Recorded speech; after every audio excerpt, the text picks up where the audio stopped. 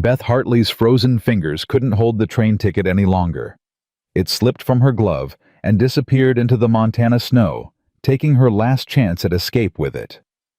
Behind her, the stagecoach that brought her to Silver Creek was already gone. Ahead, nothing but a dying town and winter darkness.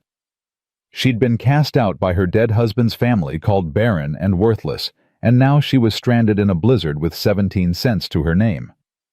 Then she heard his voice cut through the wind. "Ma'am, you look like you could use some help." If you want to see how far this story travels, follow it to the very end and comment what city you're watching from. Now let me tell you what happened next. The cold hit different in Montana. Beth had known cold in Philadelphia, the kind that made your cheeks pink and sent you hurrying toward warm parlors and hot tea.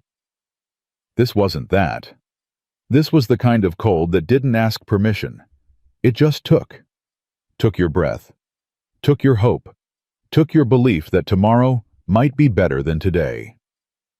She stood on the platform at Silver Creek, watching the stagecoach disappear into white nothing, and felt that cold settle into her bones. 27 years old. Widow.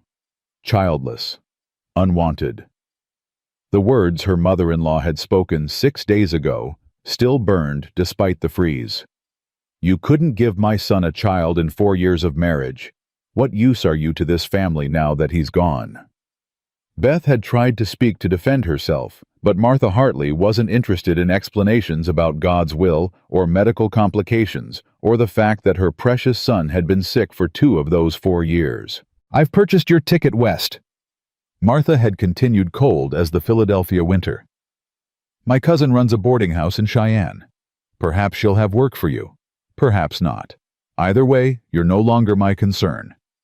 The cousin in Cheyenne had taken one look at Beth, no references, no skills, no children to prove her worth, and found excuses. "Times are hard. We're full up. Try further north. Montana Territory might have opportunities." Always further, always north, always away. Until she'd run out of money in Silver Creek, a town that barely qualified as a settlement. One main street, a handful of buildings fighting against the wind, and a train station where the ticketmaster had just told her the next train east wouldn't come for 6 days. 6 days. She had 17 cents. Beth picked up her carpetbag, everything she owned fit inside it, and turned toward the town. The wind hit her face like a slap. Snow was falling harder now, the kind that erased roads and buried hope. "Miss," the ticketmaster called from his window. "You got someplace to go?" "The boarding house." "Ain't got one. Mrs. Chen runs a restaurant with 2 rooms upstairs, but she don't take lodgers this time of year. Says the cold makes people desperate and desperate people steal." Beth's throat tightened. "Is there anywhere—" "Church might take you in. Reverend Wright's got a charitable nature." He paused. "Most times." She found the church at the end of the street, a simple wooden building with a cross that leaned slightly left. The door was locked. A sign nailed beside it read, "Gone to Bozeman. Back Lord willing." The Lord wasn't willing, apparently. Beth sat on the church steps and tried to think. The cold made it hard. Her mind kept circling back to the same impossible question. What now she couldn't go back east? Wouldn't. The humiliation of returning to Martha Hartley's doorstep begging for scraps would kill her faster than this Montana winter. She couldn't stay here. 17 cents wouldn't buy 6 days of survival. She couldn't go forward. There was nowhere left to go. So she sat on those church steps and watched the snow fall, and for the first time since Robert died, she let herself cry. Not the quiet, respectable tears she'd shed at his funeral. Real crying. The kind that came from somewhere deep and hopeless. That's when she heard the wagon. Beth looked up to see 2 horses pulling a supply wagon down the main street.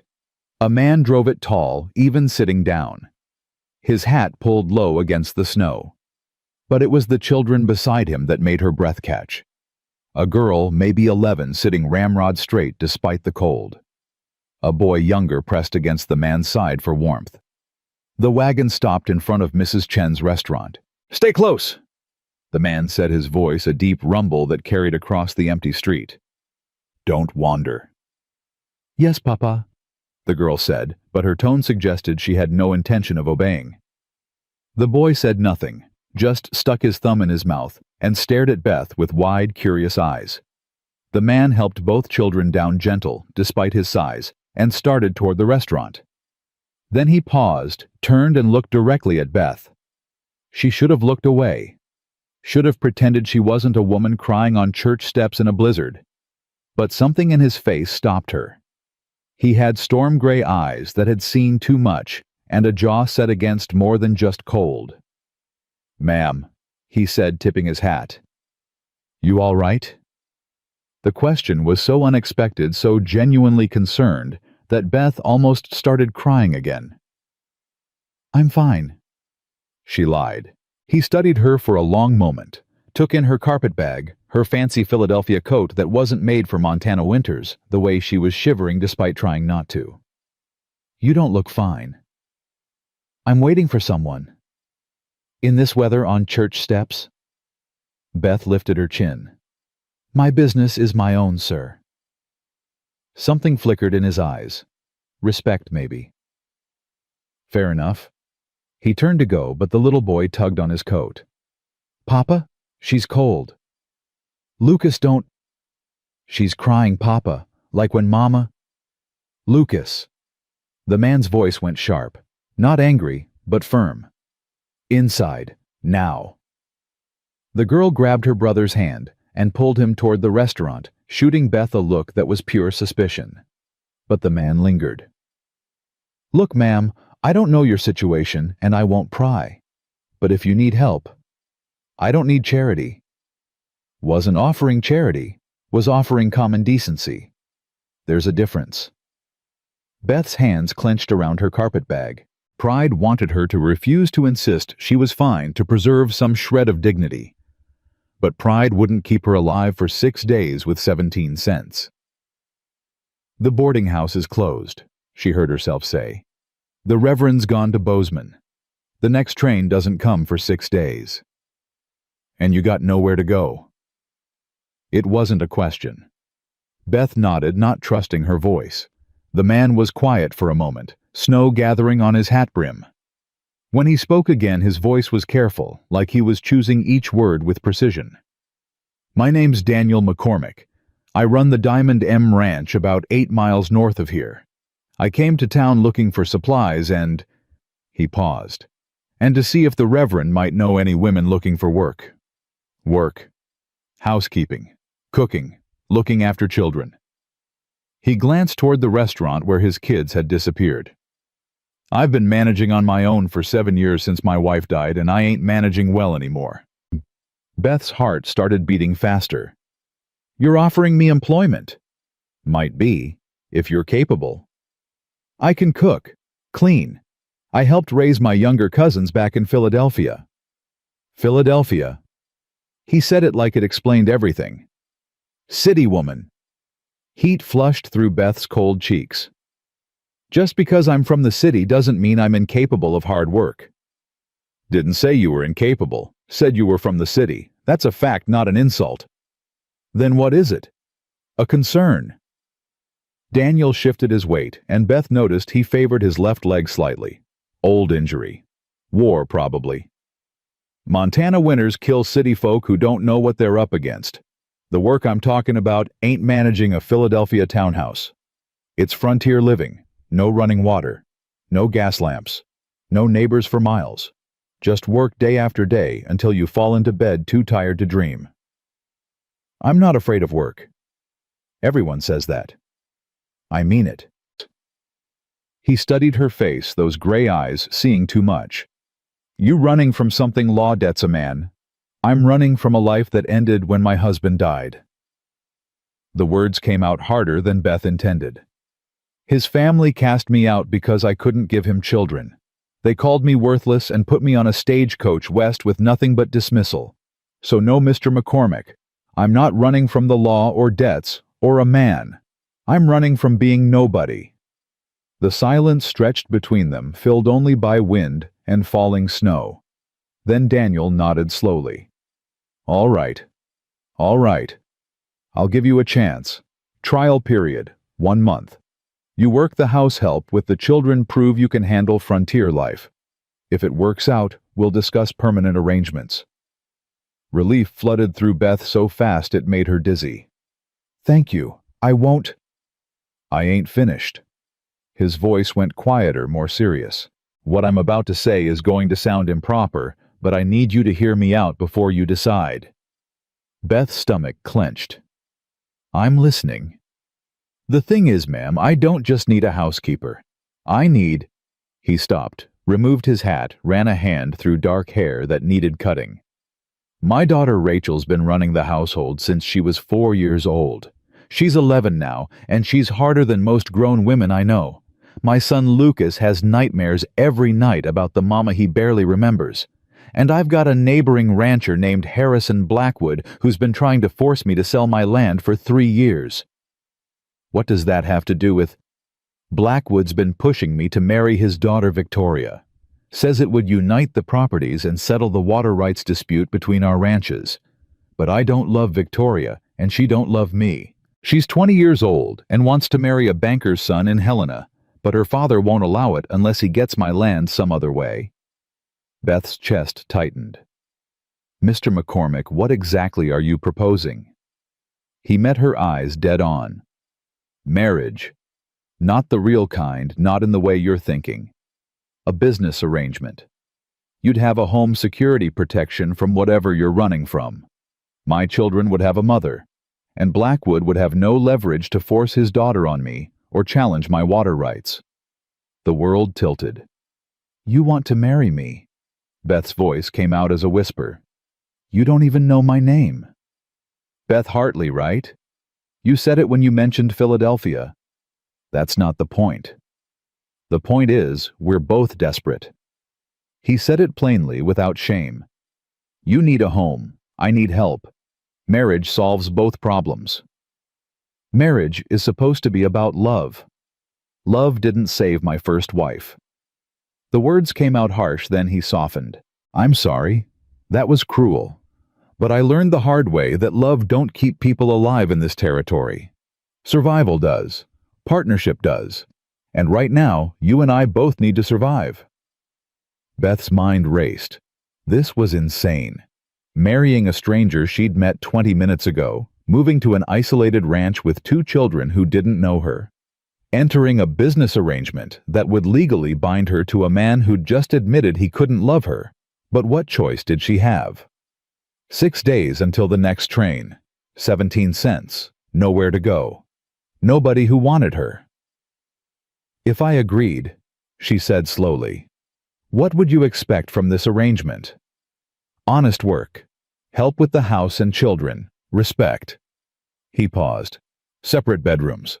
I won't touch you in any way you don't want to be touched. This would be a marriage on paper for practical purposes. Nothing more unless both of us decided otherwise somewhere down the line. And if it doesn't work, if I can't handle frontier life or your children hate me or... Then we'll figure it out. I ain't a monster, Mrs. Hartley. If this arrangement fails, I'll make sure you get to wherever you want to go with enough money to start over. You have my word. Beth looked past him toward the restaurant where his children waited. Through the frosted window, she could see them sitting at a table, the girl rigid and watchful, the boy small and lost.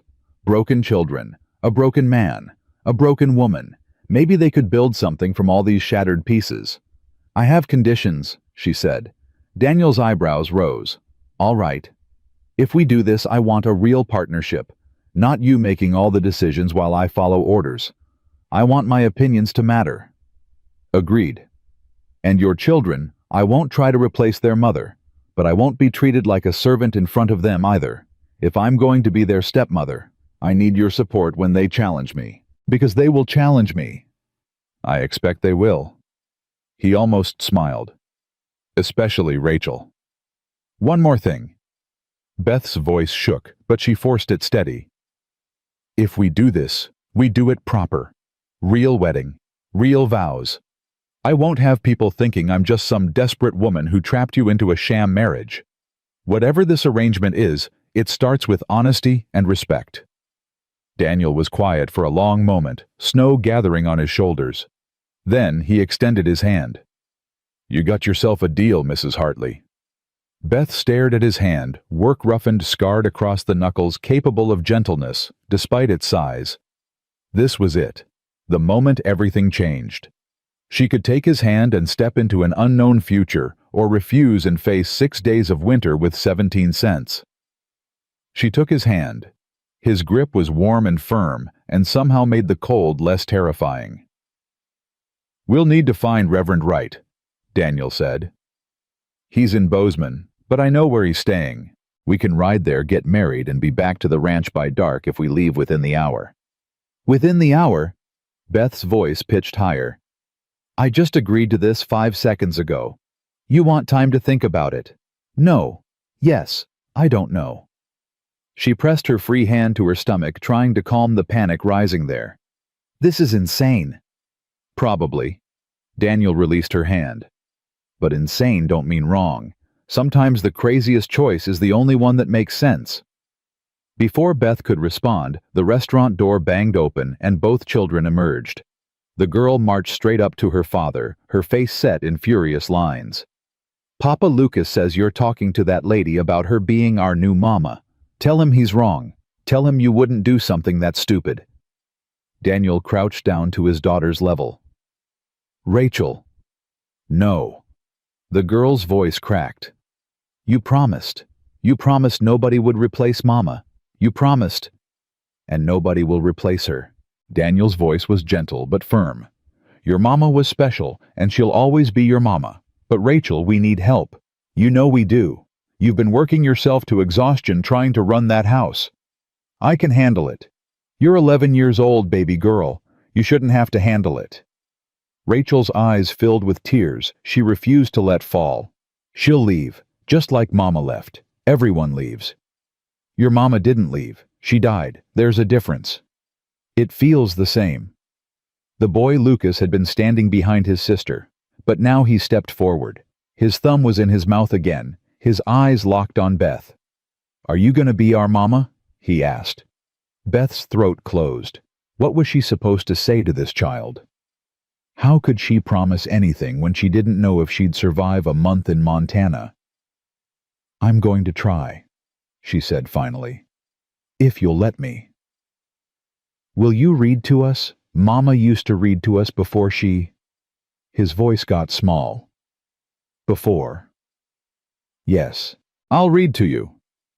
"Will you make breakfast? Papa burns everything?" Despite everything, Beth almost smiled. "I'll make breakfast." "Will you stay?" The question came out as a whisper. "Will you promise not to leave like Mama did?" Beth looked at Daniel, saw the pain in his eyes, the fear. Then she looked back at Lucas and spoke the only truth she had. "I can't promise I won't die, sweetheart. Nobody can promise that. But I can promise I won't choose to leave. I'll stay as long as I'm wanted and needed. That's the best promise I can make." Lucas studied her with eyes too old for his face. Then slowly he nodded. Rachel, however, wasn't satisfied. "Papa, this is crazy. You don't even know her." "I know enough." "You knew Mama for 6 months before you married her. And look how that—" Rachel stopped, horror crossing her face. "I'm sorry. I didn't mean—" "It's all right, Ray." Daniel stood his hand on his daughter's shoulder. "You're scared. I understand. But I need you to trust me. Can you do that?" Rachel looked at Beth with pure fury. "If you hurt my papa or my brother, I'll make you sorry. I don't care if you're a grown woman and I'm just a kid. I'll find a way." "Rachel Marie McCormick." "It's all right," Beth interrupted. She crouched down to Rachel's level, making herself vulnerable. "You're protecting your family. That's brave. And you're right not to trust me yet. I haven't earned it, but I will. I promise you, Rachel, I will earn your trust. Promises don't mean nothing. Then I'll show you with actions instead of words." The girl stared at her, looking for weakness, for lies, for anything that confirmed her worst fears. Beth stared back, refusing to look away. Finally, Rachel turned to her father. "I still think this is stupid." "Noted. And I'm not calling her Mama. Nobody's asking you to. And if she tries to change anything about how we do things, then we'll talk about it as a family. All of us together." Daniel looked at Beth. "That acceptable to you?" "More than acceptable." "All right then." He straightened his hat. "Mrs. Hartley, if you're still willing, we've got a reverend to find and a wedding to get to before this blizzard gets worse." Beth picked up her carpetbag and looked at the three faces watching her: Daniel, with his storm-gray eyes and old war wounds; Rachel, with her fierce protectiveness and buried grief; Lucas, with his desperate hope and thumb-sucking fear. Her new family. God help them all. "I'm willing," she said. And just like that, Beth Hartley stepped off the church steps and into a future she couldn't have imagined that morning. The ride to Bozeman took 3 hours through snow that tried its best to kill them. Beth sat in the back of the wagon, wrapped in a blanket Daniel had given her, watching Montana Territory roll past in shades of white and gray. Rachel sat up front with her father, spine straight, refusing to acknowledge Beth's existence. Lucas sat beside Beth, his small body pressed against hers for warmth. "You're really gonna marry Papa?" he asked quietly. "Yes." "How come?" "Because I have nowhere else to go. Because your father offered me survival when I had none. Because sometimes desperation looks like destiny." "Because he asked," Beth said instead. "And because I think we might be able to help each other." "Rachel says you're just using Papa for his money." "I don't want your father's money, Lucas. I want a home. There's a difference." "What's the difference?" Beth thought about that. "Money is something you take and leave. A home is something you build and stay for." Lucas considered this, then nodded. "Okay." They found Reverend Wright at a boarding house in Bozeman, warming himself by a fire, and looking surprised to see Daniel McCormick standing in his parlor with a strange woman and 2 children. "Daniel, what brings you out in this weather?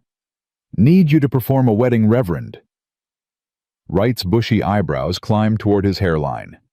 "A wedding today in a blizzard, if you're willing." "And the bride is—" "Beth Hartley, sir." Beth stepped forward, trying to look like a woman who made rational decisions instead of desperate ones. "Recently widowed. From Philadelphia." "Philadelphia." The Reverend looked between them, clearly trying to piece together how a Philadelphia widow ended up in Montana, about to marry a rancher she'd presumably just met. "This seems rather sudden." "It is," Daniel admitted. "But we're both of sound mind and acting of our own free will. That's sufficient. I'd like to speak with Mrs. Hartley privately first, if you don't mind." In the Reverend's small office, surrounded by books and the smell of old paper, Wright studied Beth with kind but sharp eyes. "Are you being coerced, Mrs. Hartley?" "No." "Are you aware this marriage will be legally binding?" "Yes." "And you understand you'll be living on an isolated ranch, caring for 2 children who aren't yours, partnered with a man you don't know?" Beth met his eyes. "I understand all of it, Reverend, and I'm still choosing this." "Why?" The question was gentle but demanded truth. "Because the alternative is worse," Beth said quietly. "I have no family, no money, nowhere to go. Mr. McCormick is offering me a chance to be useful again, to matter to someone. That might not be romantic, but it's honest." Wright was quiet for a moment. "And what about love-child marriage should be built on more than utility?" "I had love, Reverend. I married my husband because I loved him and thought we'd have a lifetime together. Then he got sick and died, and his family threw me away like I was nothing. Love didn't protect me. It didn't save me." Her voice hardened. "Maybe practical arrangements are more honest than romantic ones. That's a bitter philosophy for one so young." "Maybe, but it's the one I'm living with." The Reverend sighed, then nodded. All right, Mrs. Hartley. If this is truly your choice, I'll perform the ceremony. But I want you to remember something. What? Marriage vows are sacred, whether spoken from love or necessity. Once you make this commitment, you'll be bound to Daniel and those children in the eyes of God. That's not something to take lightly. I'm not taking it lightly, Reverend. I'm taking it seriously. Maybe that's better. The ceremony was brief and businesslike, performed in the Reverend's parlor, with only the children as witnesses. Rachel stood rigid and disapproving. Lucas watched with wide, confused eyes, and Beth barely heard the words through the roaring in her ears. When Wright asked if she took Daniel to be her husband, her voice shook. I do. Daniel's voice was steady and sure when he made his vows. If he had doubts, they didn't show. You may kiss the bride, Wright said. Daniel leaned down. God, he was tall, and pressed a brief, chaste kiss to Beth's lips. It was over in a second, but it was enough to make it real. She was married again. To a stranger. In Montana. In a blizzard. God help her. As they signed the marriage certificate, Lucas tugged on Beth's sleeve. Are you our mama now? Beth looked at Daniel, asking silent permission. He nodded. I suppose I am, she said softly. Good. Lucas slipped his small hand into hers. I'm glad. Rachel said nothing, just stared out the window at the falling snow, her jaw set against feeling anything. On the ride back to the ranch, Daniel spoke for the first time in an hour. You all right? I don't know what I am. That's fair. He kept his eyes on the road. For what it's worth, I'll do right by you. I know this ain't what you planned for your life.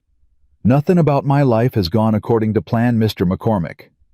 Probably time you called me Daniel, seeing as we're married now. Daniel, she tested the name, and you should call me Beth. Beth. He said it quietly, like he was trying it out. Suits you better than Mrs. Hartley. They fell back into silence, but it felt less heavy than before. The Diamond M Ranch appeared on the horizon, just as full dark settled in. Beth's first thought was that it looked like a fortress against the wilderness main house barn outbuildings, all fighting to hold their ground against Montana winter. It's bigger than I expected, she said. My father started with 40 acres and a prayer, Daniel said, and she heard pride beneath the exhaustion. Built it up to 1,200 before he died. I've been trying to maintain it, but... He trailed off. But it's hard to run a ranch and raise children alone. Yeah. A woman emerged from the house as they pulled up, tall, raw-boned, with gray-streaked hair, and a face that had seen too much to be surprised by anything. About damn time, she called. Children need their beds, Daniel McCormick. I was starting to think you'd... She stopped short, spotting Beth. Who's this? Agnes, this is my wife. Beth. Beth, this is Agnes O'Brien. She's been cooking and cleaning here since my father's time. Agnes's jaw dropped. Your wife, Daniel, what in the name of... We were married this evening by Reverend Wright. Married today, to a complete stranger. That about sums it up. Agnes looked like she'd been struck by lightning.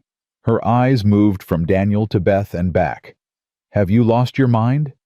Possibly. Married without telling anyone. Agnes. Daniel's voice went firm. It's done. Beth will be taking over household management. I'd appreciate it if you'd help her settle in and learn how things work here. Oh, we will definitely talk tomorrow, Agnes muttered. But she stepped aside to let them pass. Inside the house was solid and practical main room, serving as kitchen and living area, big stone fireplace, sparse furniture. Everything clean, but cluttered with the particular disorder of a household without a woman's organizing touch. Rachel, Lucas, say goodnight to Agnes and head upstairs, Daniel said. But Papa, Lucas began, now. After the children disappeared up the stairs, Agnes rounded on Daniel. Explanation, now.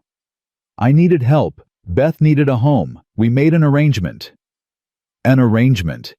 You mean this ain't a real marriage? It's real enough. Daniel's jaw tightened. Legal. Binding. Everything it needs to be. Agnes turned to Beth. And you agreed to this? I did. Why? Because I was out of options and your employer made me an offer. I'm not proud of the circumstances, but I'm grateful for the opportunity. Something flickered in Agnes's eyes, maybe approval, maybe just surprise. Well, at least you're honest about it.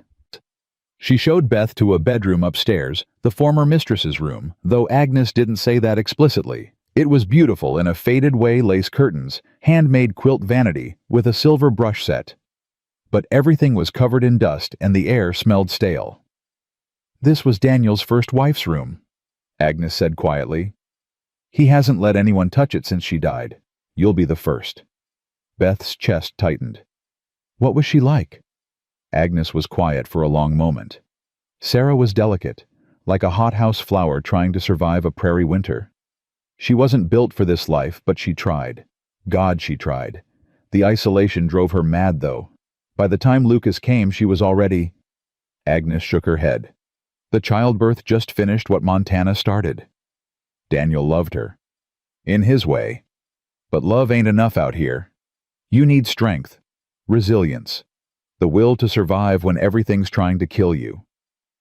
Agnes studied Beth. You got that in you. I guess we'll find out. After Agnes left, Beth sat on the edge of the bed, her bed now, and tried to process everything that had happened in the last 12 hours.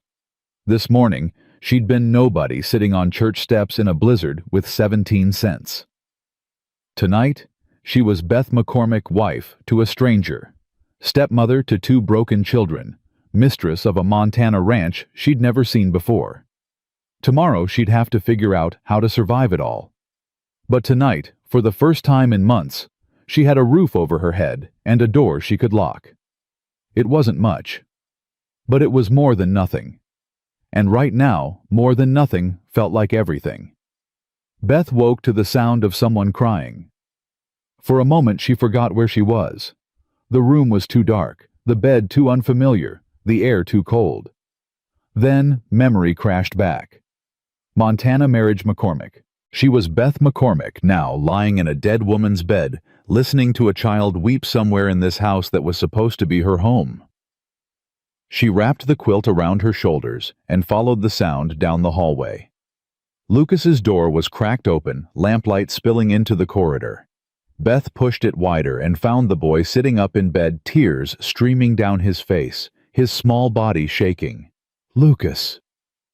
He looked at her with eyes that didn't quite see her, still caught in whatever nightmare had hold of him. Beth crossed to the bed and sat on the edge. Sweetheart, you're safe. You're home. It was just a dream. Mama, he sobbed. Mama was drowning and I couldn't reach her. I tried, but she kept going under, and Papa said it was my fault. He said I killed her. No. Beth pulled him against her, feeling his heart hammer through his thin nightshirt. No, Lucas, that's not true. Your mama's death wasn't your fault. Do you hear me? It wasn't your fault. But she died having me. Rachel says so. Rachel says if I hadn't been born, Mama would still be alive. Beth's arms tightened around him. Over the boy's head she saw Rachel standing in the doorway, her face white with shock and guilt. I didn't mean... Rachel started. Out, Beth said quietly. Now. But... out. Rachel fled. Beth held Lucas until his sobs quieted to hiccups, until his breathing steadied, until the nightmare's grip finally loosened. Listen to me, she said, pulling back to look at his face. What happened to your mama was a tragedy. A terrible, unfair tragedy. But it wasn't because of you. You were a baby. Babies don't kill their mothers. Sometimes women die in childbirth and it's nobody's fault. It just happens. Papa won't talk about it. He gets quiet and sad and Rachel gets angry and I don't know what I'm supposed to feel. You're supposed to feel whatever you feel. Sad or confused or angry or all of it at once. There's no wrong way to miss someone you love. Lucas wiped his nose on his sleeve. Did you have a mama? I did. She died when I was 12. Does it stop hurting? The question pierced Beth's chest. She thought about lying, about offering false comfort. But this child deserved truth. "No," she said softly. "It doesn't stop hurting. But it hurts different as time passes. Less sharp. More like an ache you carry instead of a wound that bleeds. I don't want to carry it forever."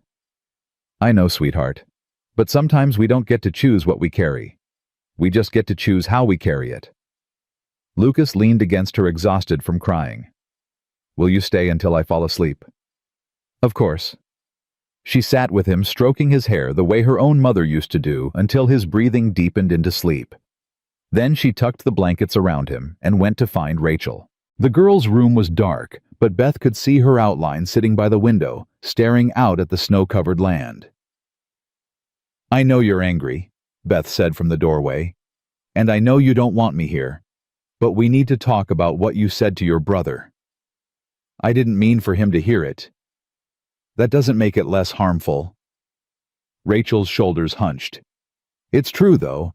Mama wouldn't have died if Lucas hadn't been born. That's just fact." Beth crossed to the window and sat down, giving Rachel space but staying close enough to matter. "Your mama died from complications during childbirth. That's not the same as your brother killing her. One is a medical tragedy. The other is murder. Do you understand the difference?" "I understand Mama's gone and he's here. And you blame him for that. Somebody has to be blamed." "Why?" The question seemed to catch Rachel off guard. Because bad things don't just happen. Someone has to be responsible. Sometimes bad things do just happen. Sometimes there's no villain, no one to blame. There's just loss and grief and the impossible work of surviving it. Rachel turned to look at her for the first time. In the moonlight, her young face looked ancient with pain. "You don't know what it's like. You just got here. You don't know anything about us." "You're right. I don't know what it's like to lose my mother when I'm 4 years old. I don't know what it's like to spend 7 years being the woman of the house before you're old enough to understand what that means. I don't know what it's like to watch your father marry a stranger out of desperation." Beth paused. "But I do know what it's like to be blamed for things that aren't my fault, and I know what it's like to carry anger that has nowhere to go. My mother-in-law blamed me for not giving her son children," Beth continued. "She said I was worthless without them. She said God was punishing me for some sin I must have committed, and for a long time I believed her. I thought maybe she was right. Maybe I was defective. Maybe I deserved to be cast out." "Did you?" Rachel's voice was barely audible. "No. And neither does Lucas deserve to be blamed for your mother's death. He's a little boy who lost his mama before he could even know her. That's punishment enough." Silence stretched between them. Outside, wind howled through the eaves, making the house creak and settle. "I'm scared," Rachel finally whispered. "I'm scared you'll leave like Mama did. I'm scared Papa will die too. I'm scared Lucas will figure out I'm a terrible person and hate me. I'm scared all the time and I don't know how to stop." Beth's throat tightened. "Come here." "I don't need." "Come here anyway." Slowly, reluctantly, Rachel crossed the room. Beth pulled her into a hug, and the girl's rigid spine finally collapsed. She cried against Beth's shoulder. 7 years of tears she'd been holding back. 7 years of being strong when she should have been allowed to be a child. "I've got you," Beth murmured. "I've got you, and I'm not letting go." When Rachel's tears finally subsided, she pulled back and wiped her face roughly. "I'm still not calling you Mama." "I didn't ask you to. And I still think Papa made a mistake marrying you." "That's fair. But maybe you're not completely terrible." Despite everything, Beth smiled. "I'll take it." The next morning came too early. Beth woke to pale dawn light and the smell of something burning. She threw on her dressing gown and hurried downstairs to find Agnes at the stove cursing in what sounded like Gaelic while smoke poured from a skillet. "Let me," Beth said, taking the pan and dumping its charred contents into the slop bucket. "What were you trying to make?" "Breakfast. But Daniel likes his eggs a certain way and the bacon has to be crisp but not burned, and I swear that man has more opinions about food than the good Lord has about sin." Beth almost laughed. Where is Daniel? Out with the hands. Been up since before dawn checking the cattle. Winter's hard on them, and we lost 3 head last week to the cold. And the children? Still sleeping if they've got any sense. Agnes handed Beth a bowl of eggs. You really know how to cook, or was that just talk yesterday? I can cook. My mother taught me, and I ran my husband's household for 4 years. Philadelphia household ain't the same as frontier cooking. Then teach me the difference. Something shifted in Agnes's expression. All right. First lesson, everything takes longer out here. Water has to be hauled from the well. Fire has to be built and maintained. We don't have fancy gas stoves or servants to do the work. You'll be on your feet from dawn till dark, and if you're smart, you'll learn to do 3 things at once. For the next 2 hours, Agnes taught Beth the rhythms of frontier cooking. How to manage the wood stove's temperamental heat. How to stretch ingredients to feed a household of ranch hands. How to make biscuits that would stick to a working man's ribs. Beth's hands cramped and her back ached, but she refused to complain. When Daniel came in for breakfast, covered in snow and smelling like hay and horses, he stopped short at the sight of Beth in an apron flour dusting her sleeves. You're up early. Couldn't sleep. Heard crying last night. Lucas? He had a nightmare. I sat with him until he settled. Daniel's jaw tightened. He gets them most nights. Sarah used to sing to him, but I don't. I can't. I'll handle it. You don't have to. I'm his stepmother now. It's my job. Beth set a plate in front of him. Eggs and bacon. Agnes says you're particular about how they're cooked. He looked down at the plate, then up at her, something unreadable in those storm-gray eyes. Looks perfect. The children came down while he was eating. Lucas immediately went to Beth's side, slipping his hand into hers. Rachel hung back, watching them all with wary eyes. Morning, Papa, Lucas said. Morning, son. Sleep all right after? Beth stayed with me. She said Mama dying wasn't my fault. Daniel's fork clattered against his plate. His eyes found Beth's, and she saw something crack in his careful control. She's right. It wasn't your fault, Lucas. I'm sorry if I ever made you think. You didn't, Papa, but Rachel did. Every head turned to the girl. She flushed red, but lifted her chin. I said I was sorry. To me, Lucas challenged. I'm saying it now. I'm sorry. I was wrong. The words came out stilted, forced, but genuine. Mama dying wasn't your fault. It was just terrible and unfair, and I wanted someone to blame. Daniel stood slowly. Rachel, come here. She went to him, and he pulled her into a hug that looked like it hurt them both, all the affection they'd been denying themselves for years, suddenly breaking through. I'm sorry, too, he said roughly. I should have talked to you about this. Should have made sure you understood. I was just so I couldn't face it, but that wasn't fair to you, to either of you. Beth turned away, giving them privacy, and found Agnes watching her with sharp eyes. You've been here one day, the older woman said quietly. One day, and you've already cracked open wounds this family's been ignoring for years. Is that a good thing or a bad thing? Depends on whether the wounds can heal or just bleed out. The morning passed in a blur of work. Agnes showed Beth the house's routine's laundry, hauled and heated and scrubbed by hand floors that needed constant sweeping against tracked-in snow lamps, that needed filling fires, that needed tending. By midday, Beth's arms ached and her hands were raw, but she kept moving. Rachel appeared in the kitchen while Beth was kneading bread dough. Agnes says I'm supposed to help you. Do you want to help me, or are you just following orders? The girl considered this. Both, I guess. Fair enough. You can start by peeling those potatoes. They worked in silence for a while, the only sounds the thunk of Rachel's knife and the rhythmic slap of dough against the wooden board. You really sat with Lucas all night? Rachel finally asked. Until he fell asleep. Maybe an hour. He hasn't let anyone comfort him since Mama died. Papa tries, but Lucas just freezes up. I try, but he knows I blame him. She paused. Blamed him. He's a little boy who needed his mother and got me instead. That's not ideal for anyone. You're not so bad. Beth glanced up. That might be the nicest thing you've said to me. Don't get used to it. But there was almost a smile in Rachel's voice. That afternoon, a rider came up to the house. Beth saw him through the kitchen window, a well-dressed man on a fine horse, followed by two other men who looked like hired muscle. Agnes cursed when she saw them. That's Harrison Blackwood. And he's brought company. Should I get Daniel? He's out on the North Range. Won't be back for hours. Agnes wiped her hands on her apron. I'll handle this. But Beth followed her outside anyway. Blackwood dismounted with the ease of a man who'd spent his life on horseback. He was perhaps 50, handsome in a cold way, with silver threading through his dark hair, and eyes like winter ice.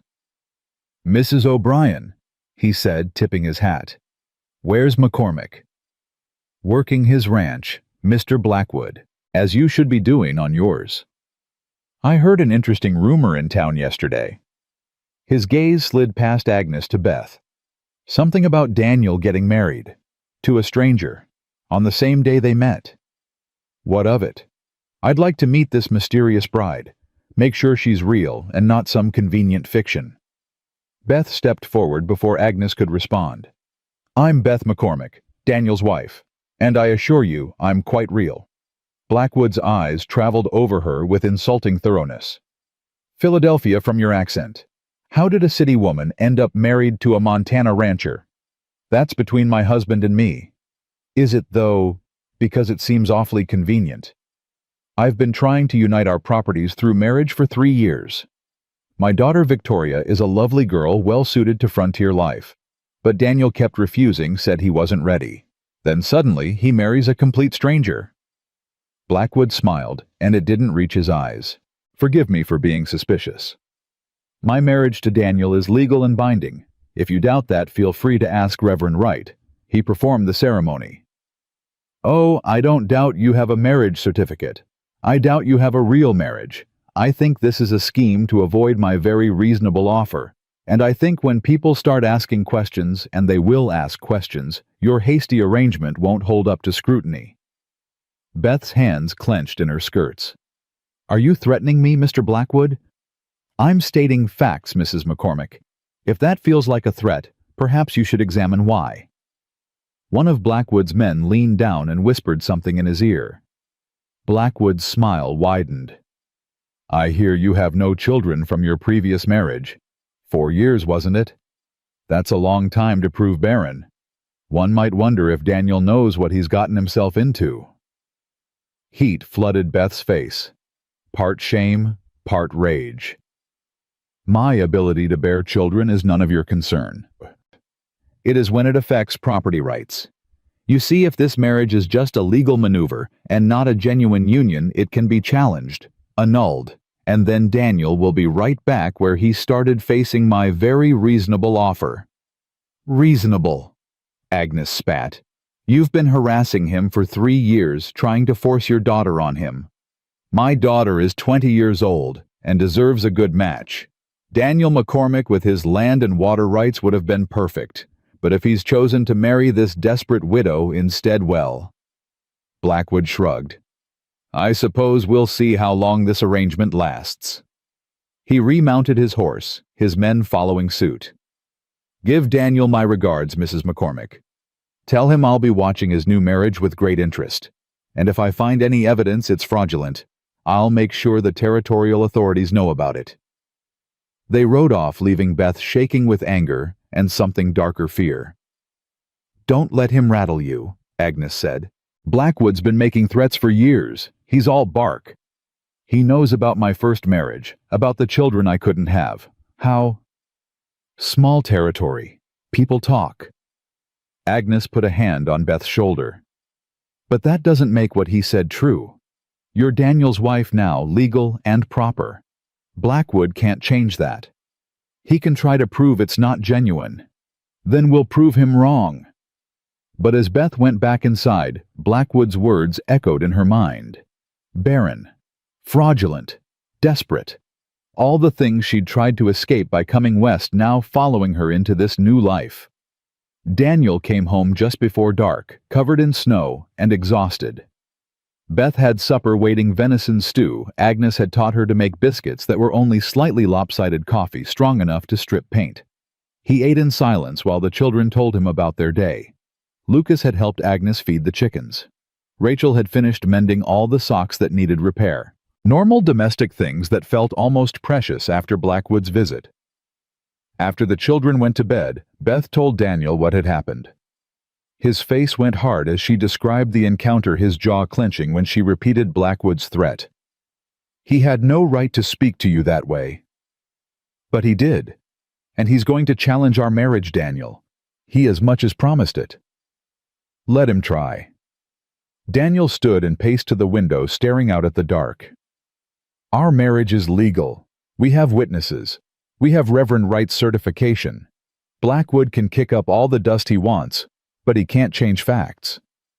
Unless he convinces people the facts are lies." Daniel turned to look at her. "Are you having second thoughts? About what?" "This, us, the arrangement." His voice was carefully neutral. "Because if you want out, I'll understand. I won't make you stay in a situation that's become more complicated than you bargained for." Beth thought about it, really thought about it. She'd been married to this man for exactly 24 hours. She barely knew him. She'd stumbled into a land dispute she didn't understand, inherited 2 damaged children, and apparently made an enemy of the most powerful rancher in the territory. She should want out. But she thought about Lucas's small hand in hers, about Rachel's tears against her shoulder, about Agnes teaching her to make biscuits, and Daniel's quiet, "looks perfect" over breakfast, about having a purpose again, mattering to someone again, being somebody instead of nobody. "I'm not going anywhere," she said. Something in Daniel's rigid posture relaxed. "You sure? I made vows yesterday, in front of God and your children. I meant them. Even though you barely know me. I know enough. I know you're a good father who puts his children first. I know you're honest even when honesty is inconvenient. I know you work hard and carry more than you should alone." She paused. "That's enough to build on." Daniel crossed to where she stood. In the lamplight, his face looked younger, less carved by grief and responsibility. "You're not what I expected." "What did you expect?" "I don't know. Someone more broken, I guess. Someone who'd collapse at the first real challenge." "I am broken," Beth said.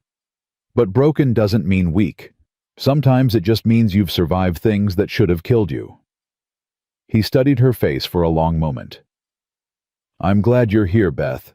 I know that's not romantic or poetic, but it's true. I'm glad." "I'm glad too." They stood there in the quiet kitchen, the house settling around them, and Beth felt something shift. Not love.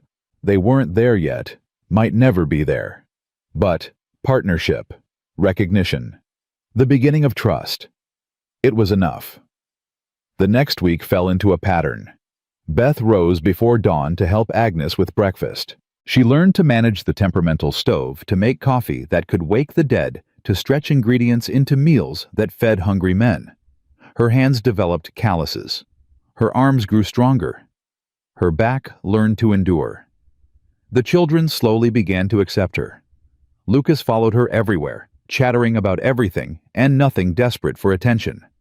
Rachel maintained her distance, but stopped actively resisting. Small victories, but victories nonetheless. Daniel remained polite, but remote.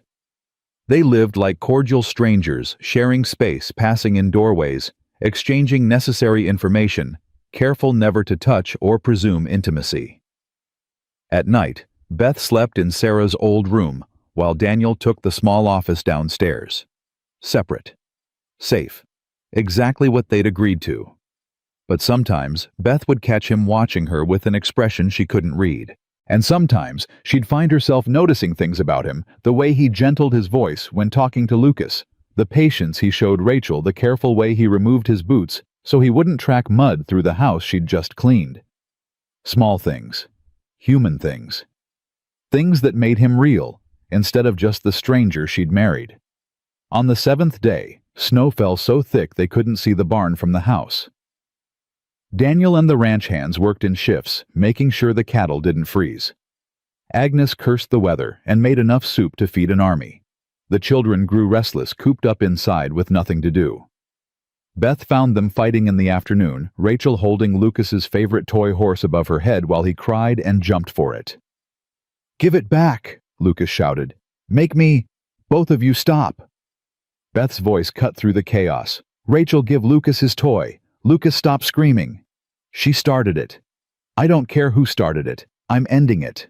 Beth took the toy from Rachel and handed it to Lucas. "Now both of you sit down and listen to me." They sat sullen and defiant. "I know you're bored. I know being stuck inside is hard. But taking your frustration out on each other isn't acceptable. You're family. You're supposed to protect each other, not hurt each other." "He was being annoying," Rachel muttered. "And you were being cruel. Both of you can do better." "Mama used to play games with us when we were stuck inside," Lucas said quietly. "She'd tell us stories and make us laugh, and it didn't feel so bad." "I'm not your mama." "We know that," Rachel snapped. "But I am here. And if you're willing, I can tell you a story. It won't be the same as what your mama did, but it might help pass the time." Lucas's face lit up. "Really?" "If you want." They wanted. Beth settled into the rocking chair by the fire, and both children sat at her feet. Lucas curled up like a puppy, Rachel maintaining her distance, but listening. She told them about Philadelphia, about growing up in a townhouse that got smaller every year as her father's money disappeared. She told them about sneaking books from her father's library and reading by candlelight when she was supposed to be sleeping. She told them about her mother teaching her to play piano on an instrument they couldn't afford to keep. "Why'd your father lose his money?" Rachel asked. "Bad investments. He trusted the wrong people." "Papa says trust is dangerous," Lucas said. "Papa says you should only trust people who earn it." "Your papa's right about that." "Have you earned it?" Rachel's question was sharp testing. "I'm trying to, every day." Rachel studied her for a long moment. "I guess that's all anyone can do." That night after the children were in bed, Beth found Daniel in his office working on ranch accounts by lamplight. "Can I come in?" He looked up surprised. "Of course."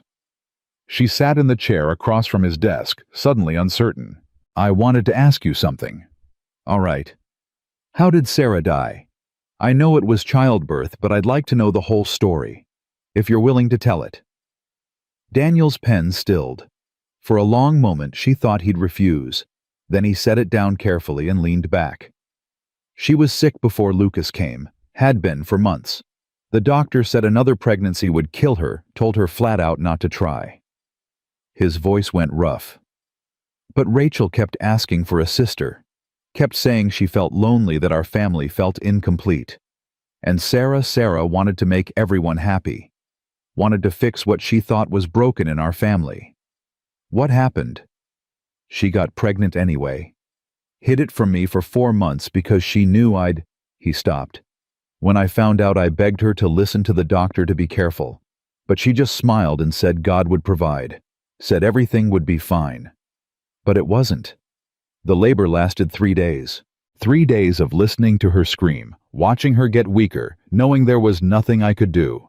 Lucas came out, fine, healthy, perfect. Sarah bled for 6 hours after. Doctor couldn't stop it. She died just before dawn, and her last words were, 'I'm sorry.'" Beth's throat ached. "I'm so sorry, Daniel. The thing is, I wasn't just grieving. I was angry.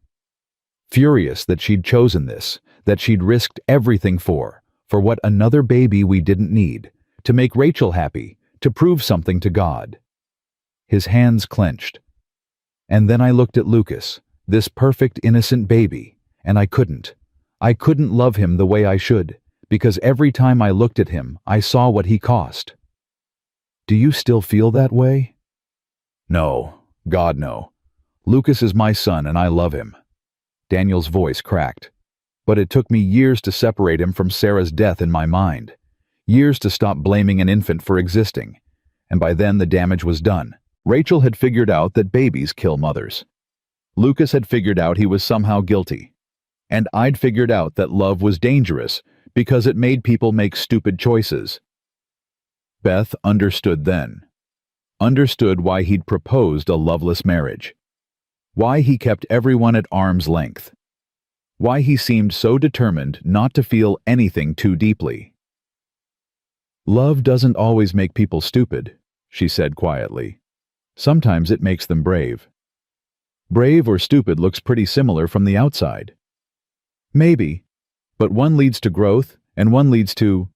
She gestured around the sparse office, the cold house, the careful distance he maintained. This. Daniel flinched. I'm protecting my children. You're protecting yourself, and teaching them that feeling nothing is safer than feeling anything. That's not... Lucas has nightmares every night because he's terrified of being abandoned. Rachel's so scared of loss she pushes everyone away before they can leave. You're so walled off you proposed marriage to a stranger rather than risk actually knowing someone. Beth leaned forward. This isn't protection, Daniel. This is just a different kind of dying. And you're an expert on living. The words stung because they were true. No, I'm just as damaged as you are, but at least I'm trying to heal instead of treating my wounds like armor. Silence crashed between them. Then Daniel's face crumpled slightly. I don't know how to be any different. Neither do I, but maybe we can figure it out together. He looked at her, then really looked at her, and Beth saw past the walls to the man beneath, scared and lonely, and so tired of carrying everything alone. I want to try, he said finally. I want to be better. For Lucas and Rachel. For you. But I don't know if I can. Then start small. Let me help you. Stop trying to do everything alone. Trust me with some of the weight you're carrying. What if I trust you and you leave? What if you don't trust me and I stay? You'll have wasted whatever time we have together protecting yourself from something that's not even happening. Daniel rubbed his face, exhaustion making him look older than his 34 years. This isn't what I thought marriage would be like. Mine either. But maybe that's not a bad thing. Maybe we can build something better than what we expected. Maybe. He stood and moved to the window. Outside, snow was still falling, burying the world in white. Beth. Yes. Thank you. For telling the children about Sarah. For sitting with Lucas. For trying with Rachel, even though she's making it hell for you. She's scared. Fear makes people cruel. Is that why you're so kind? Because you know what it's like to be scared. Beth considered this. I'm kind because I know what it's like when nobody else is. When you're alone and desperate and everyone's turned their back. I won't do that to others, not if I can help it. Daniel turned to look at her, and something in his expression made her breath catch. You're a remarkable woman, Beth McCormick. I'm a stubborn one. There's a difference. Maybe they're the same thing.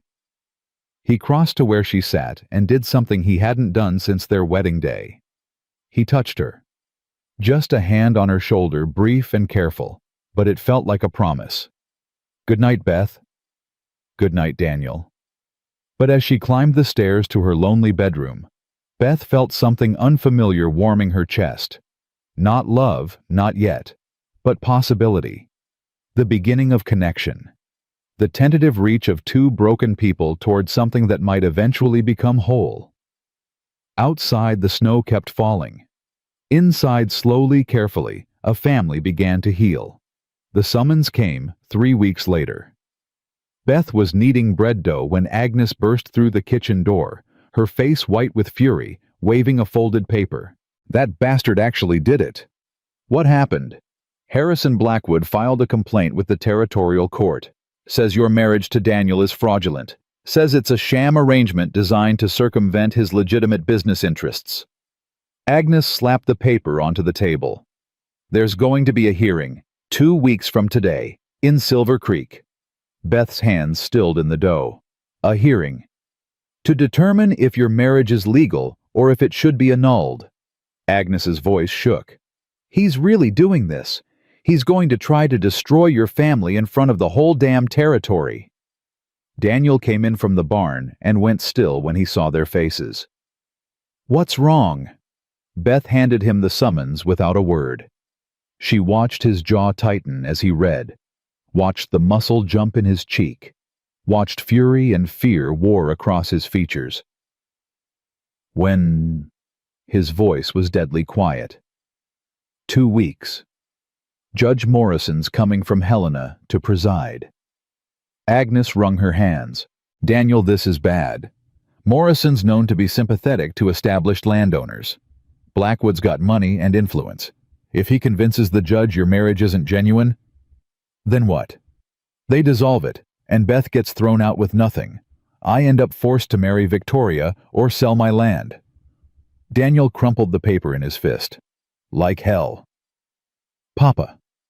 Rachel stood in the doorway, Lucas behind her. What's happening?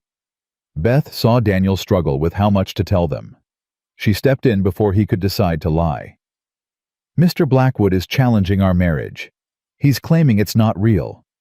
There's going to be a hearing where a judge will decide if Papa and I should stay married. Lucas's face crumpled. They can take you away. They're going to try. No. The boy ran to Beth and wrapped his arms around her waist. No, you can't leave. You promised you'd stay. You promised. I promised I wouldn't choose to leave. I'm not choosing this, sweetheart. Then fight it. Rachel's voice was sharp, fierce. Don't just let them take you. Beth looked at Daniel over the children's heads. What do we do? He was quiet for a long moment, thinking. When he spoke, his voice was calm but hard as iron. We prove them wrong. We prove our marriage is real in every way that matters. How? However we have to. That night, after the children were asleep, Daniel knocked on Beth's bedroom door. She opened it to find him standing in the hallway, still dressed, holding 2 cups of coffee. We need to talk about strategy. She let him in, and they sat her on the bed, him in the chair by the window, and tried to figure out how to convince a judge their marriage was genuine when they both knew it had started as anything but. They'll ask how we met, Daniel said. We tell them the truth. You were stranded in Silver Creek. I needed help. We made a practical decision. That sounds exactly like what Blackwood's claiming. Then we emphasize what's happened since, how you've become part of this family, how the children have bonded with you. In 3 weeks, nobody bonds that fast. We did. Daniel met her eyes. Didn't we? Beth thought about Lucas's hand in hers, about Rachel's tears on her shoulder, about standing in this kitchen learning to make biscuits while Agnes cursed in Gaelic, about Daniel's careful touch on her shoulder 3 nights ago. Yes, she said quietly. We did. Then we tell them that. We tell them about Lucas's nightmares and how you're the only one who can calm him. We tell them about Rachel learning to trust again. We tell them this marriage might have started as convenience, but it's become something real. What if they don't believe us? They will, because it's true. He paused. But Beth, there's something else they're going to ask about. Something we need to address. Her stomach clenched. What?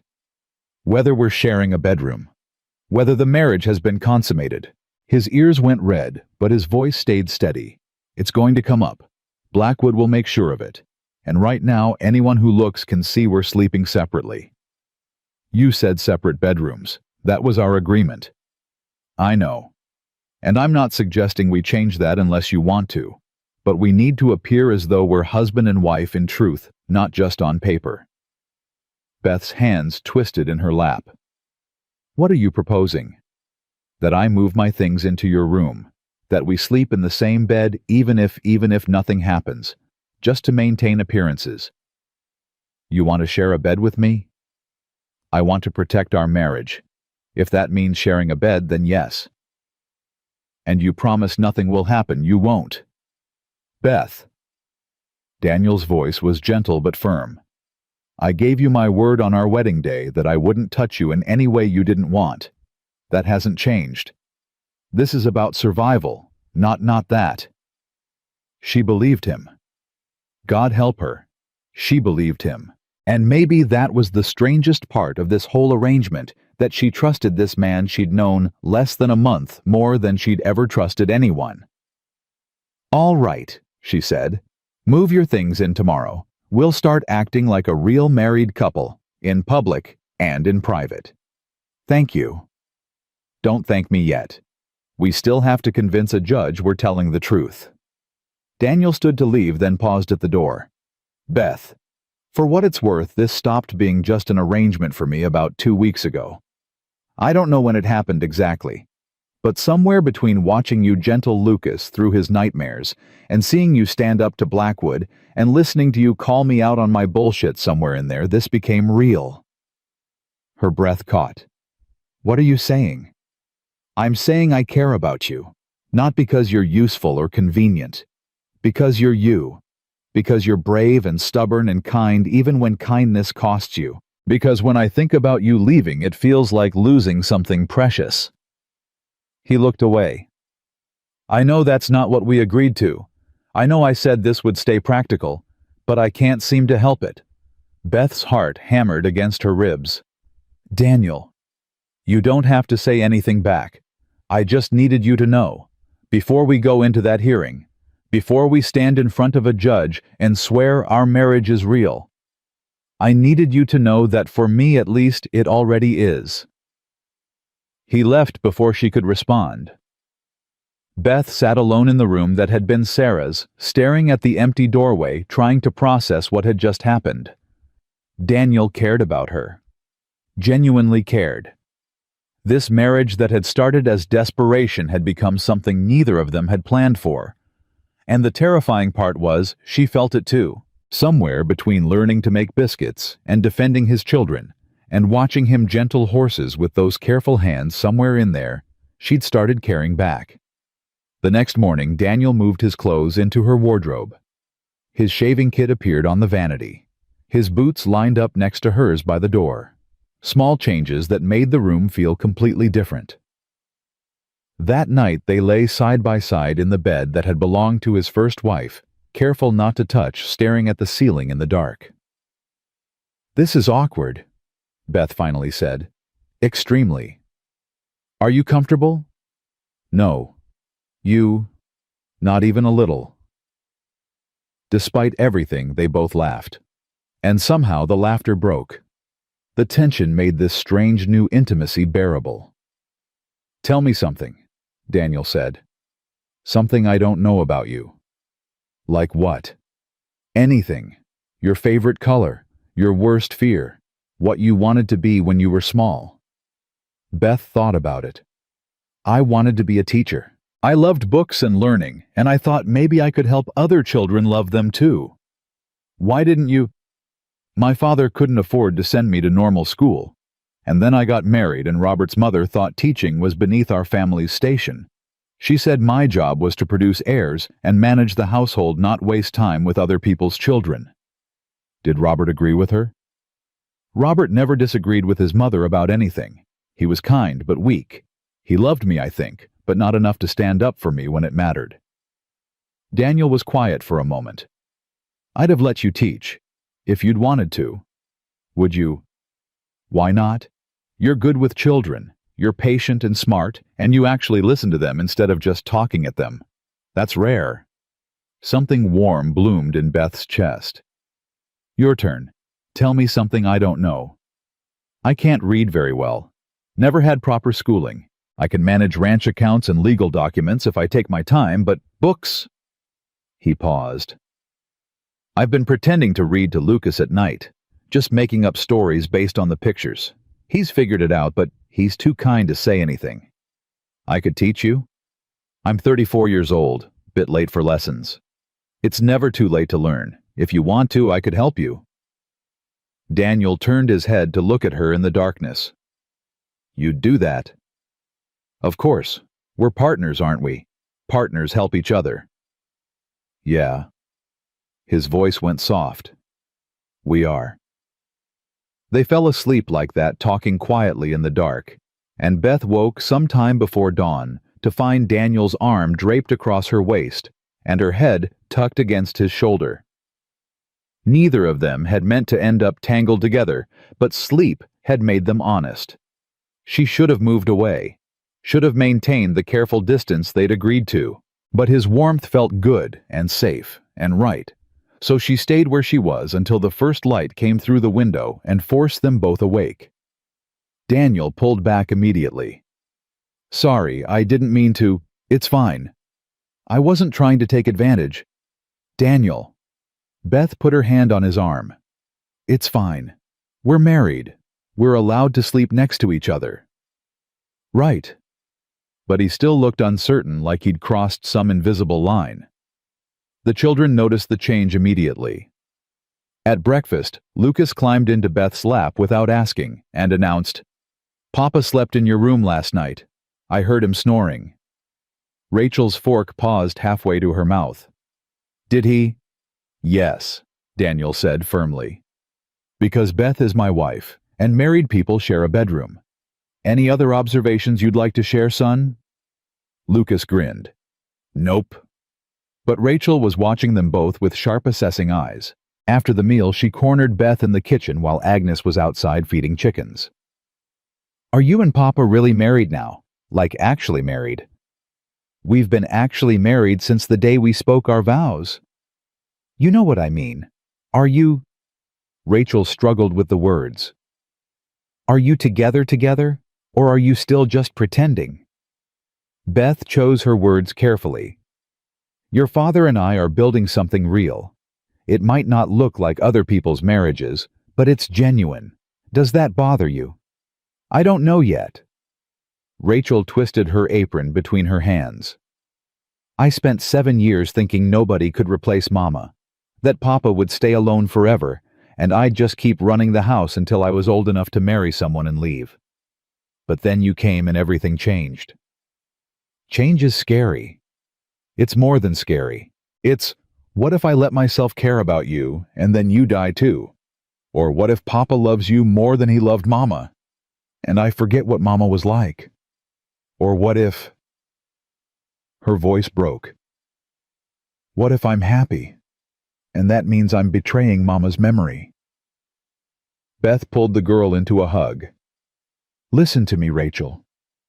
Your Mama would want you to be happy. Parents don't want their children to suffer forever.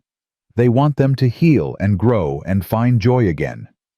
Being happy doesn't mean you love your Mama less. It just means you're living the life she would have wanted for you. How do you know? Because I had a Mama too, and when she died, I thought being sad forever was the only way to honor her. But you know what? She would have hated that. She would have wanted me to laugh and love and live. That's what good parents want for their children." Rachel clung to her, small and vulnerable, in a way she rarely allowed herself to be. "I'm glad you're here, Beth. Even though I was mean at first, even though I tried to make you leave, I'm glad you stayed." "Me too, sweetheart." The days before the hearing passed too quickly.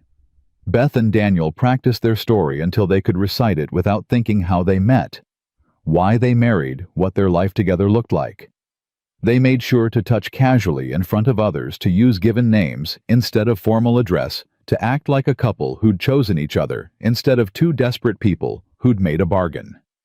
But the touching stopped being entirely for show.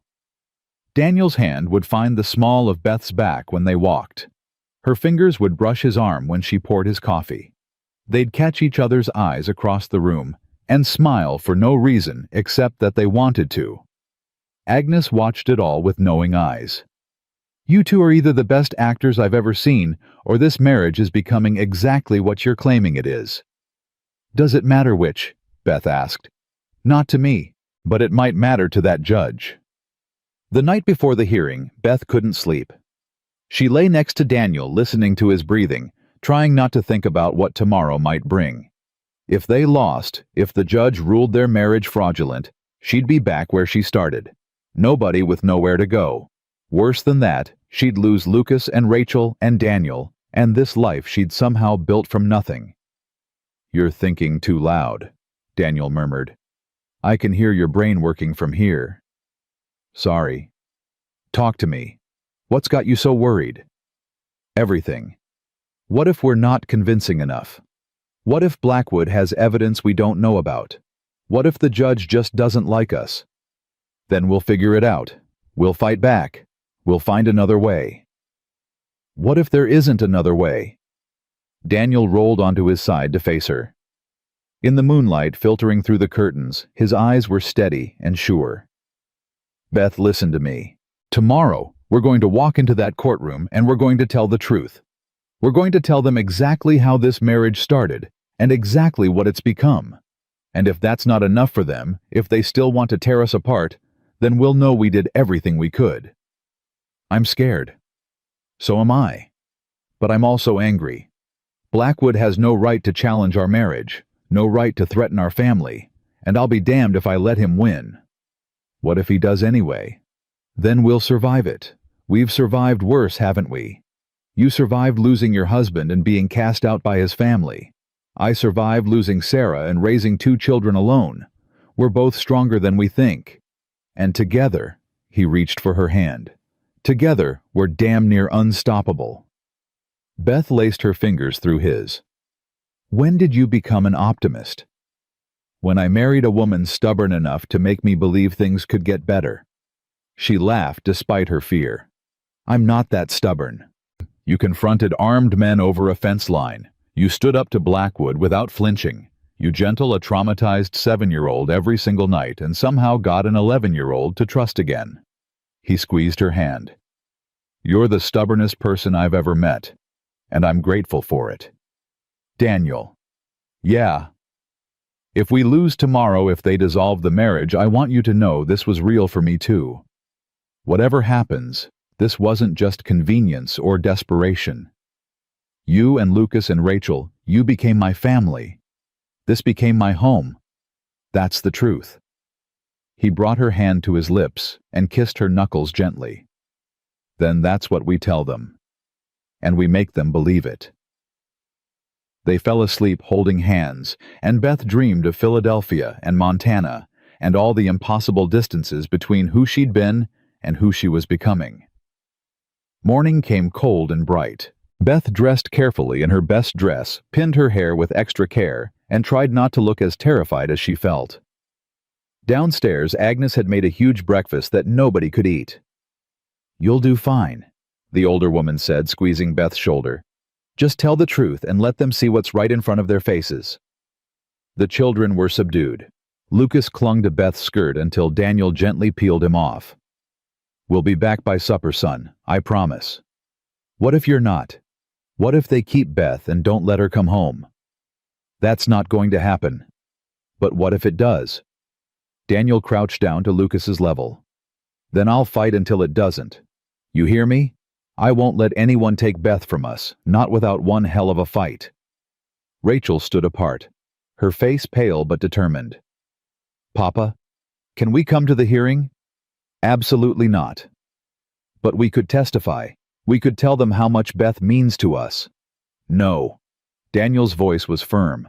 I won't put you through that. You and Lucas stay here with Agnes. This is adult business. We're part of this family too.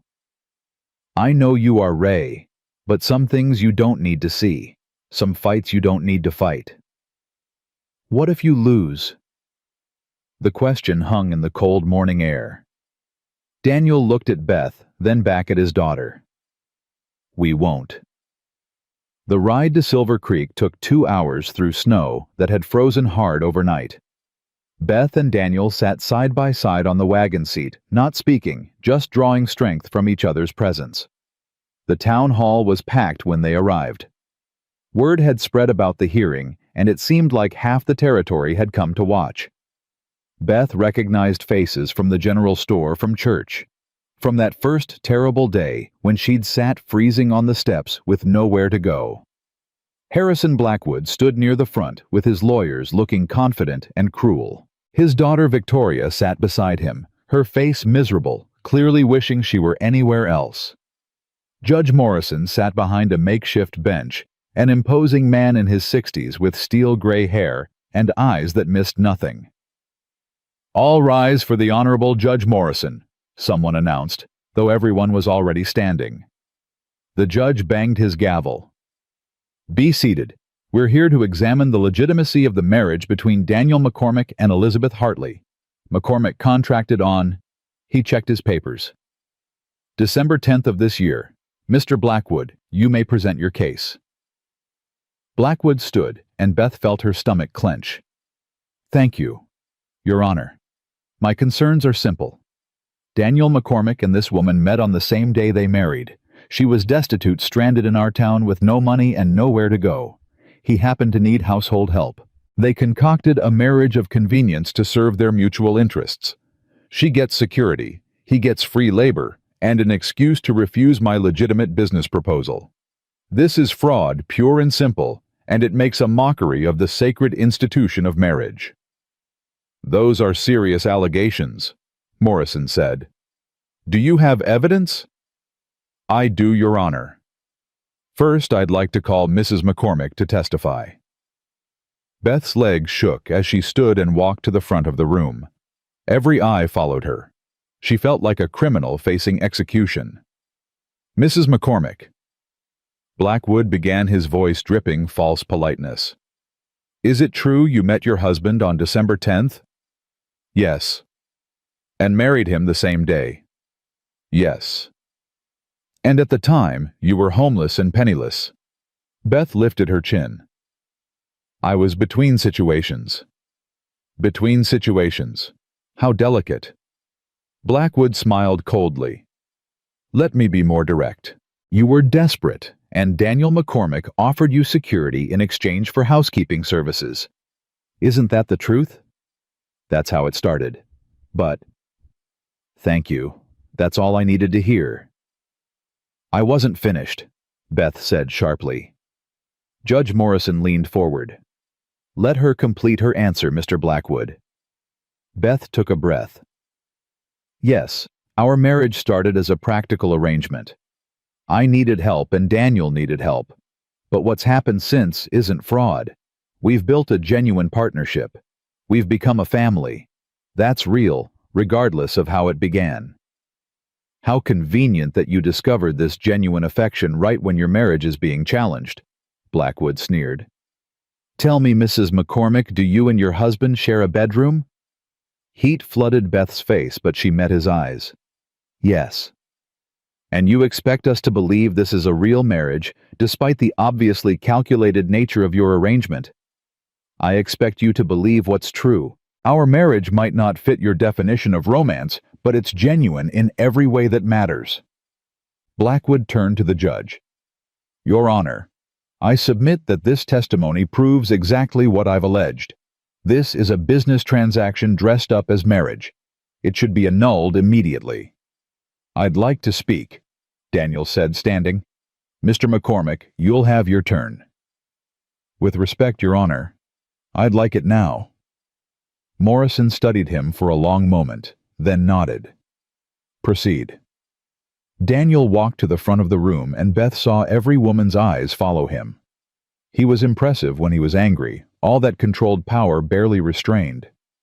Harrison Blackwood has been trying to force me to marry his daughter for 3 years. When I refused, he challenged my water rights. When that didn't work, he tried to poach my ranch hands. When that failed, he filed this complaint. This isn't about protecting the sanctity of marriage. This is about a powerful man trying to steal my land through legal manipulation. Those are serious accusations, Mr. McCormick, the judge said. Then let me prove them. Victoria Blackwood, would you please stand? The girl stood reluctantly, her face flaming red. Miss Blackwood, do you want to marry me? Papa says. I didn't ask what your father says. I asked what you want. Victoria's hands twisted together. No, I don't want to marry you, Mr. McCormick. No offense intended. None taken. Who do you want to marry? I don't think that's relevant, Blackwood started. Answer the question, Miss Blackwood, the judge said. Thomas Wheeler, the banker's son in Helena. We've been courting for 2 years, but Papa won't allow us to marry unless... She stopped, looking terrified. Unless your father gets my land, Daniel finished. Thank you, Miss Blackwood. You can sit down. He turned to the judge. Your Honor, I married Beth because I needed help and she needed a home. That's true. But what's also true is that she's become the best thing that's happened to my family in 7 years. My son sleeps through the night for the first time since his mother died because Beth sits with him. My daughter smiles again because Beth taught her it's okay to feel happy. And his voice roughened. I'm a better man because Beth makes me want to be. Mr. Blackwood. The judge looked to the lawyer. Any response? But before Blackwood could speak, the doors at the back of the hall burst open. Rachel and Lucas stood there, Agnes behind them looking furious and apologetic at once. I told them to stay home, she hissed. They wouldn't listen. Papa! Lucas ran down the aisle. Papa, you can't let them take Beth away. Judge Morrison banged his gavel. Order. This is highly irregular. Please, Your Honor. Rachel said, her voice steady, despite her obvious fear. Please let us speak. We're Daniel McCormick's children. This affects us too. Morrison looked like he wanted to refuse. Then he sighed. Make it quick. Rachel stepped forward, and Beth had never been more proud of anyone in her life. My name is Rachel Marie McCormick. I'm 11 years old, and Beth is my stepmother. She took a breath. When she first came to our house, I hated her. I thought she was trying to replace my mama. I was mean and cruel, and I tried to make her leave. But she stayed anyway. Miss McCormick, Blackwood began. I'm not finished. Rachel's voice cracked but held. Beth isn't like my mama. She's stronger, and she doesn't give up, and she doesn't die when things get hard. She fights. And she's teaching me to fight too. She's teaching Lucas that he's not responsible for bad things that happened before he could even talk. She's teaching Papa that it's okay to trust people again. Lucas stepped up beside his sister. Beth reads to me every night. She makes breakfast without burning it. She doesn't get mad when I have nightmares. She promised she wouldn't leave, and I believe her. His small voice strengthened. If you take her away, you're breaking her promise. And that's not fair. The courtroom had gone completely silent. Judge Morrison removed his spectacles and cleaned them slowly. Mr. Blackwood, do you have any evidence beyond circumstantial timing that this marriage is fraudulent? The circumstances speak for themselves, Your Honor. That's not evidence. That's speculation. Morrison turned to Beth and Daniel. I've presided over hundreds of marriage cases in my career. I've seen unions built on love fail spectacularly, and marriages of convenience thrive for decades. What I look for isn't romance, it's commitment, partnership, the intention to build a genuine life together. He paused. Based on the testimony I've heard today from you, from your children, from your own admission of how this began, I find this marriage to be legitimate in every legal sense. Beth's knees nearly gave out with relief. However, Morrison continued, and her heart seized again, I'm placing conditions on this ruling. Conditions? Daniel asked. I'll revisit this case in 6 months. If at that time there's evidence this marriage remains genuine, my ruling stands permanently. But if I find evidence of fraud or dissolution, I'll annul it immediately and rule in Mr. Blackwood's favor. Do you understand? We understand, Your Honor, Beth said. Then this hearing is adjourned. The marriage stands. For now. The gavel's bang was like thunder. Blackwood's face went purple with rage. This isn't over, McCormick. Yes, it is, Daniel said quietly. You lost. Accept it and move on. 6 months isn't forever. I'll be watching. And when you slip up, and you will slip up, I'll be right there to finish what I started. He stormed out, dragging Victoria behind him. Lucas launched himself at Beth, nearly knocking her over. Rachel followed more slowly, but no less fiercely. Daniel's arms came around all of them, holding them together in the middle of that crowded courtroom, while people stared and whispered. We won, Lucas said, his voice muffled against Beth's dress. You get to stay. I get to stay, she agreed, her own voice breaking. For 6 months anyway, Rachel said quietly. Then we have to prove it all over again. Daniel pulled back to look at his daughter. What did I tell you about fighting? That some fights are worth it. And this one is. We'll prove Blackwood wrong every single day for the next 6 months. And then he'll have nothing left to challenge. They walked out of that courtroom together, a family real and genuine and earned through pain and choice and stubborn determination not to let others define what they could be. The ride home felt different than the ride there. Lighter somehow, despite the conditions Morrison had placed on their victory. You were amazing, Beth told Rachel. Both of you. What you said in there. We weren't supposed to be there, Daniel interrupted, but there was no real anger in his voice. Agnes, how did this happen? They hid in the wagon bed under blankets. Didn't know they were there until we reached town. Agnes sounded more proud than apologetic. Stubborn as their father. And their stepmother, Rachel added.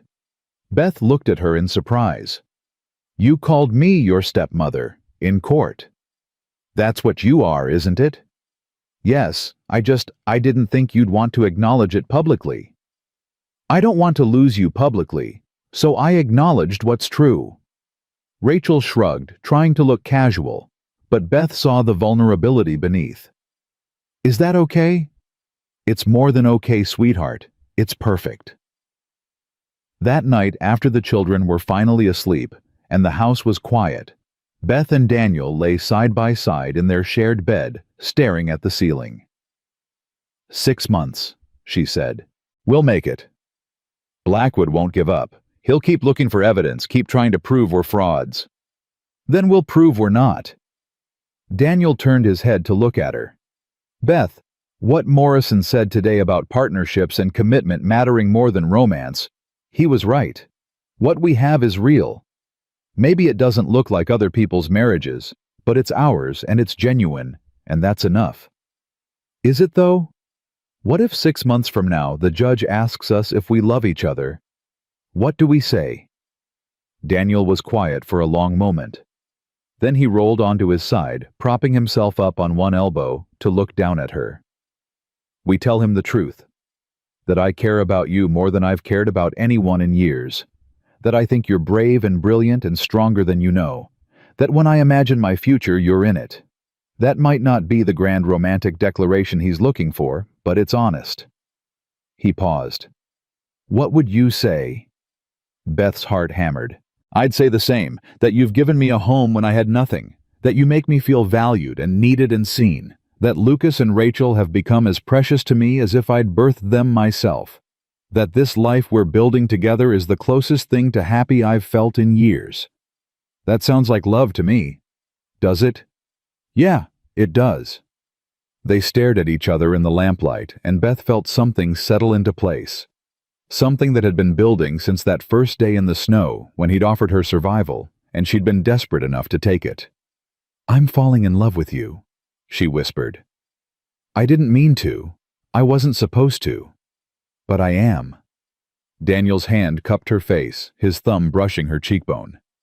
Good, because I'm already there. When he kissed her, it wasn't like their wedding day kiss, brief and chaste and obligatory. This was real, deep, full of promise and possibility, and all the things they'd been too scared to admit they wanted. When they finally broke apart, both breathing hard, Daniel rested his forehead against hers. 6 months, he said, and then a lifetime if you'll have me. I'll have you, Beth said, for 6 months and 60 years, and whatever comes after. Outside, snow began to fall again, gentle and quiet, covering the world in white. Inside, a family slept hard-won and imperfect and absolutely real. And for the first time since stepping off that stagecoach with 17 cents and nowhere to go, Beth felt completely and utterly home. 3 months passed like water through fingers, fast and precious and impossible to hold on to. Winter deepened its grip on Montana, burying the ranch under snow that seemed like it would never melt. But inside the house, something was thawing. Beth woke each morning to Daniel's arm around her waist and thought about how strange it was that this had become normal. That sharing a bed with a man who'd been a stranger 4 months ago now felt more natural than breathing, that his quiet mourning against her hair could make her smile before she'd even opened her eyes. They'd stopped pretending weeks ago, stopped acting for Agnes's benefit or the children's or some hypothetical witness who might report back to Judge Morrison. What they had now was real, messy, and imperfect, and absolutely genuine. Beth loved him. She'd admitted it to herself, even if she was still too scared to say it out loud, except for that one time. And Daniel. Daniel looked at her like she hung the moon, touched her like she was precious, trusted her with his children and his fears and the parts of himself he'd kept locked away for years. It should have been perfect. But Blackwood was still out there watching and waiting for them to fail. The first real test came on a morning when Beth woke feeling wrong. Not sick exactly, just off. Her stomach rolled when Agnes started frying bacon. The smell of coffee made her want to retch. She pushed away from the table and barely made it outside before losing what little breakfast she'd managed to eat. Daniel found her leaning against the side of the house, shivering in the cold. "Beth. What's wrong?" "I don't know. My stomach." She stopped as another wave of nausea hit. Agnes appeared in the doorway, took one look at Beth's face, and started laughing. "It ain't funny," Beth said weakly. "Oh, honey, when was your last monthly?" Beth thought back. With everything that had happened, the wedding, the hearing, learning to manage a frontier household, she hadn't been paying attention to such things. When she tried to remember, her stomach dropped for reasons that had nothing to do with nausea. 6 weeks, maybe 7. Agnes's smile widened. "Well then, congratulations, Mrs. McCormick. You're carrying." The words didn't make sense at first. Beth stared at the older woman, trying to process what she was hearing. Then understanding crashed over her like ice water. Pregnant. She was pregnant. After 4 years of marriage to Robert with nothing to show for it. After being called barren and worthless and cast out for her failure. After believing she'd never have children of her own. She was pregnant with Daniel's child. "I can't be," she whispered. "I was told I couldn't. My mother-in-law said—" "Your mother-in-law was wrong," Agnes said firmly. "Bodies don't always work on other people's timelines. Sometimes it just takes the right circumstances, the right man." Daniel hadn't moved. He stood frozen, his face white with shock. "Daniel?" Beth's voice shook. "Say something." "Sarah got pregnant 3 times. Rachel lived. 1 was stillborn. Lucas—" He stopped, his jaw clenching. "The doctor said the last pregnancy would kill her. And it did." "I'm not Sarah." "I know you're not. But Beth, childbirth out here, there's no hospital, no real doctor. Just whatever help Agnes and the neighbor women can provide. If something goes wrong, then we'll handle it, together. You don't understand. I can't—" His voice cracked. "I can't lose you. I can't go through that again." Beth crossed to him and took his face between her hands. "Look at me. I'm strong. I survived being cast out by my husband's family. I survived traveling alone to Montana in winter. I survived confronting armed men and standing up to Blackwood in front of the whole territory. I can survive having a baby. You can't promise that. You're right. I can't promise I won't die. But I can promise I'll fight like hell to live. For you. For Lucas and Rachel. For this baby. For the life we're building together." Daniel pulled her against him, holding on like she might disappear if he let go. Against her hair, he whispered, "I'm terrified." "So am I. But we'll be terrified together."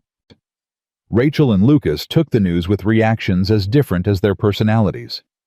Lucas was thrilled, already planning what games he'd teach his baby brother or sister.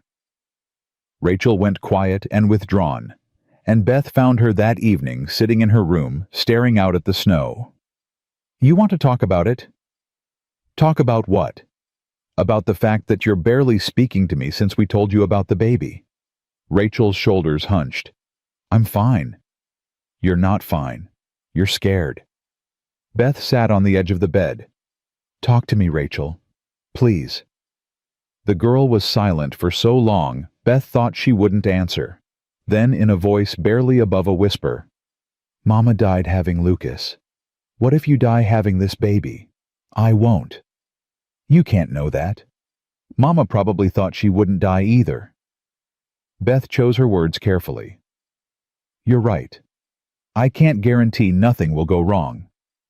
But I can tell you the differences between your mama and me. I'm stronger than she was. I've spent months doing hard physical labor that's made me tougher. I know what to expect because Agnes is teaching me.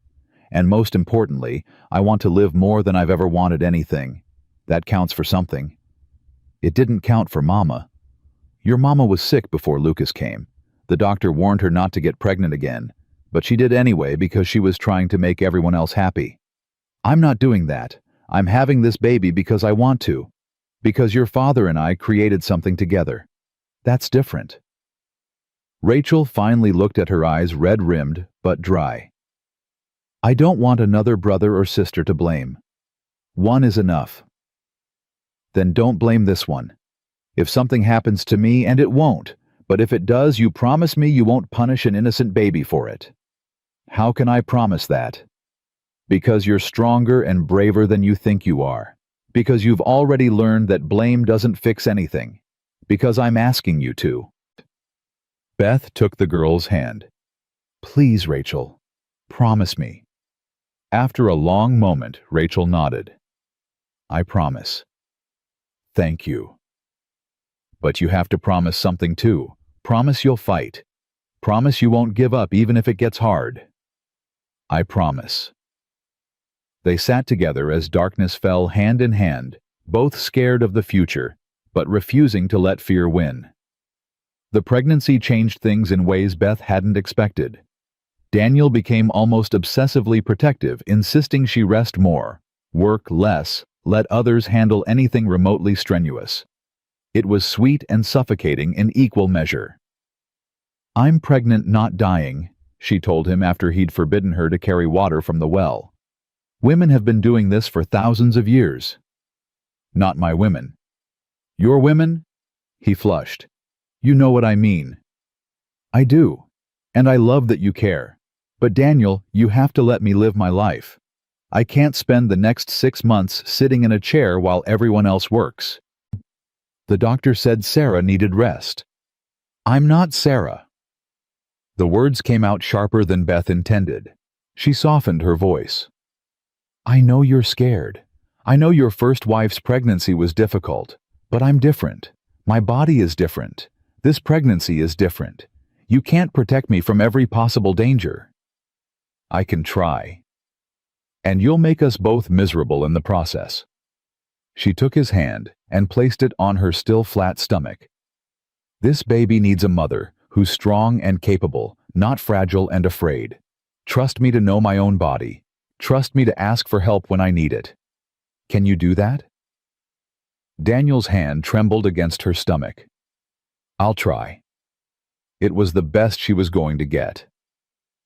As winter slowly gave way to early spring, Beth's body began to change. Her waist thickened. Her breasts became tender. Morning sickness gave way to a constant gnawing hunger that Agnes found hilarious. "You're eating for 2 now. Makes sense you'd be hungry." "I'm always hungry. It's embarrassing." "Embarrassing is natural. You're growing a human being inside you. That takes work." The children adjusted to the news in their own ways.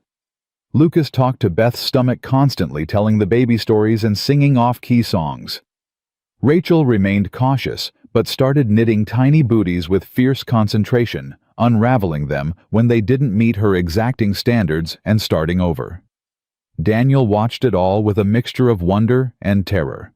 At night, when they were alone, he'd rest his hand on her stomach and wait for movement that was still months away.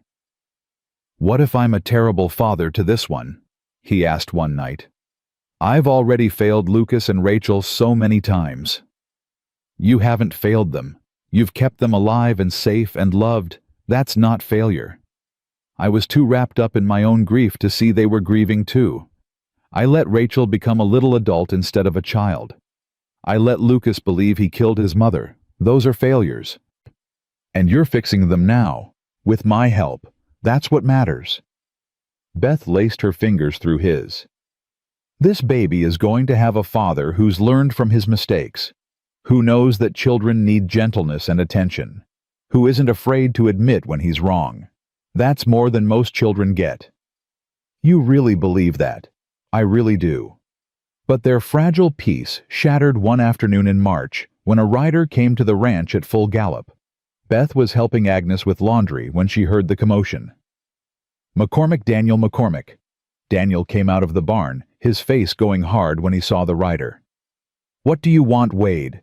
Wade Tucker, the same man who'd tried to cut their fence months ago. He looked panicked, his horse lathered with sweat. It's Mr. Blackwood. He's been hurt bad, thrown from his horse. Doctor says he might not make it through the night. Tucker swallowed hard. He's asking for you. Why would Blackwood ask for me? Don't know. But Miss Victoria sent me special. Said it was urgent. Said he's got things to say before... Tucker couldn't finish the sentence. Daniel looked at Beth. She nodded. Go. Whatever he wants to say, you should hear it. I don't want to leave you. I'll be fine. Agnes is here. The children are here. Go see what Blackwood wants.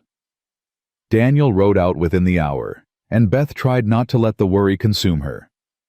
She kept busy with household tasks, helped Lucas with his letters, sat with Rachel while the girl knitted.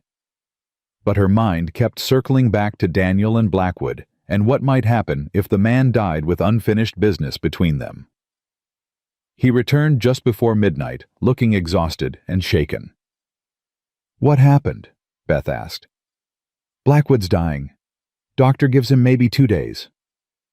Daniel sank into a chair. He wanted to confess. Confess what? Everything. The harassment, the fence cutting, the fraudulent water rights claims. He dictated a full statement to the doctor and a lawyer admitting he'd been trying to force me off my land for years. Said he knew our marriage was genuine but challenged it anyway out of spite. Beth's hand flew to her mouth. Why would he confess now? Because Victoria finally stood up to him. Told him she'd never forgive him if he died with this on his conscience. Told him she'd rather lose the ranch than keep it through cruelty. Daniel's voice was rough. He's leaving everything to her in his will. And she's planning to sell most of it and marry Thomas Wheeler like she always wanted. So it's over. The threat is over. He's writing to Judge Morrison too, withdrawing his complaint, admitting the marriage challenge was baseless. Daniel looked up at her with eyes that held too much emotion to name. We're free, Beth. Really free. No more 6-month probation. No more looking over our shoulders. Just free. Beth should have felt relief, joy, but all she felt was sad for a man so consumed by greed he'd nearly destroyed multiple lives in pursuit of it. I'm sorry he's dying. I'm not. Not really. Daniel stood and pulled her into his arms. Does that make me a terrible person? It makes you human. He tried to take everything from us. You don't have to mourn him. They stood together in the quiet kitchen, holding each other, and Beth felt the last piece of fear fall away. They were safe. Their marriage was safe. Their baby would be born into a family that was legally and genuinely theirs. Harrison Blackwood died 2 days later. His funeral was well attended, but not well mourned. Victoria spoke briefly, her voice steady despite her red eyes. My father was a complicated man. He built an empire but lost himself in the building. I hope he's found peace. After the funeral, she approached Daniel and Beth. I'm sorry for everything he put you through, for the hearing and the threats and the harassment. If I'd been braver sooner, I could have stopped it. You were in an impossible position, Beth said gently. You did what you could when you could. That's all anyone can ask. I'm selling the ranch, dividing the land among the neighbors at fair prices. You'll have the option to buy the parcels adjacent to your property if you want them. Daniel nodded. We might. Thank you, Victoria. And congratulations. On the baby. I hope... She paused. I hope you'll be very happy together." She left for Helena the next week, and Beth never saw her again. Spring came properly after that, melting the snow and turning the prairie green. Beth's pregnancy became obvious to everyone. Her dresses had to be let out. Her walk developed a waddle. Agnes laughed every time Beth complained about her swollen ankles. "Just wait until you're 8 months along in the summer heat, then you'll really have something to complain about." "I'm already miserable." "You're 4 months along and barely showing. You don't know miserable yet." But despite the discomfort, Beth had never been happier. She felt the baby move for the first time in late April, a flutter like butterfly wings against her insides.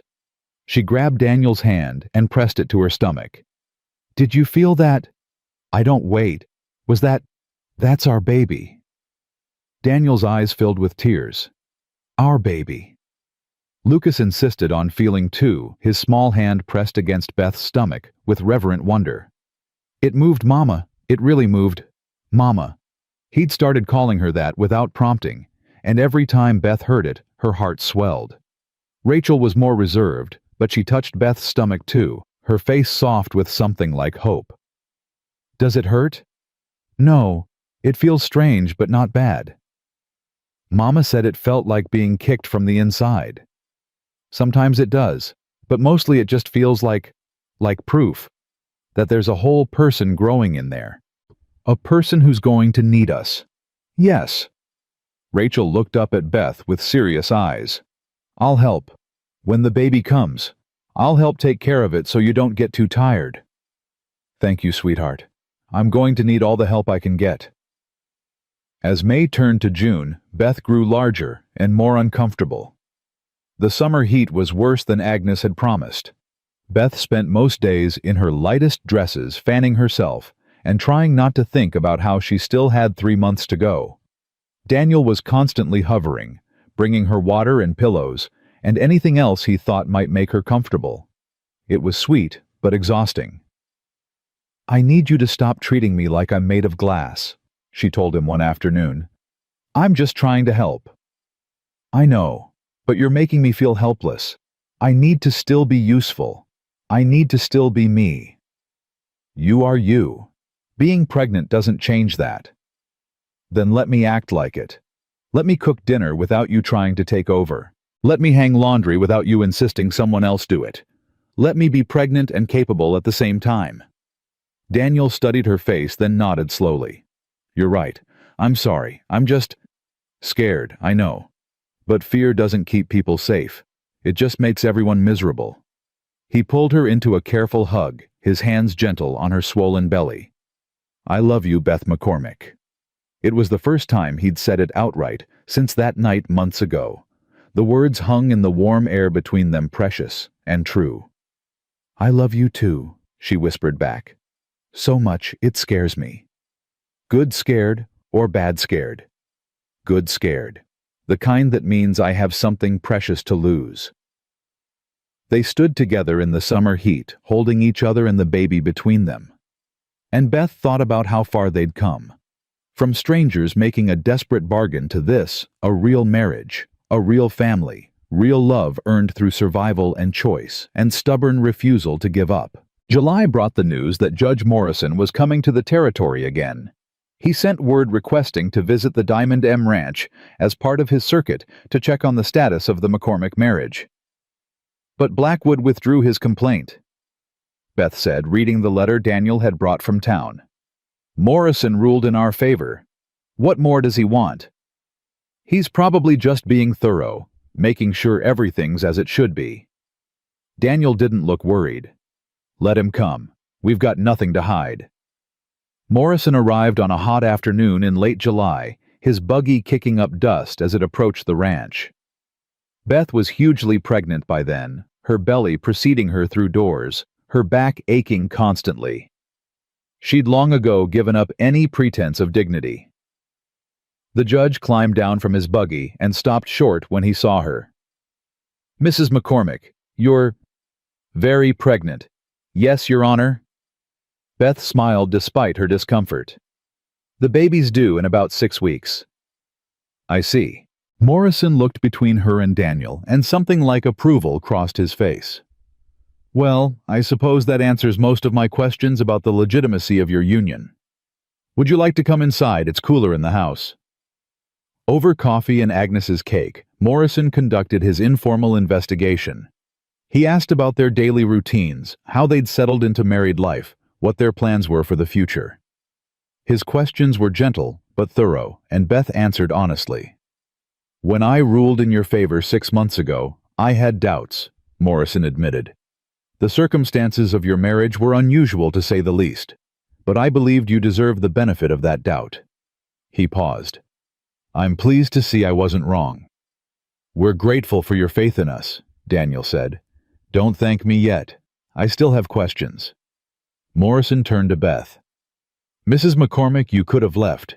After the hearing after Blackwood's death removed the threat, you could have walked away from this arrangement. Why didn't you? Because this stopped being an arrangement months ago. This is my home. Daniel is my husband. Rachel and Lucas are my children. This baby... She touched her stomach. This baby is proof that what we have is real. I didn't stay out of obligation. I stayed because I love them. Morrison nodded slowly. Then he called for Rachel and Lucas. The children came in looking nervous, but stood straight when the judge questioned them. Miss Rachel, are you happy with your stepmother? Yes, sir. Rachel glanced at Beth. She's teaching me things, important things, about being strong and not being afraid to feel things. I'm glad she's here. And you, young Lucas, do you consider Mrs. McCormick your mother? She is my mother, Lucas said firmly. Maybe she didn't birth me, but she's my mama. She takes care of me and loves me, and that's what mothers do. Morrison's stern face softened. Out of the mouths of babes. He stood and extended his hand to Daniel. Mr. McCormick, I'm satisfied that your marriage is genuine in every respect that matters. I'll be filing a final ruling removing all conditions and declaring this matter permanently closed. You and Mrs. McCormick are legally and irrevocably married with all rights and privileges that entails. Beth felt tears prick her eyes. It was really over. Really, truly over.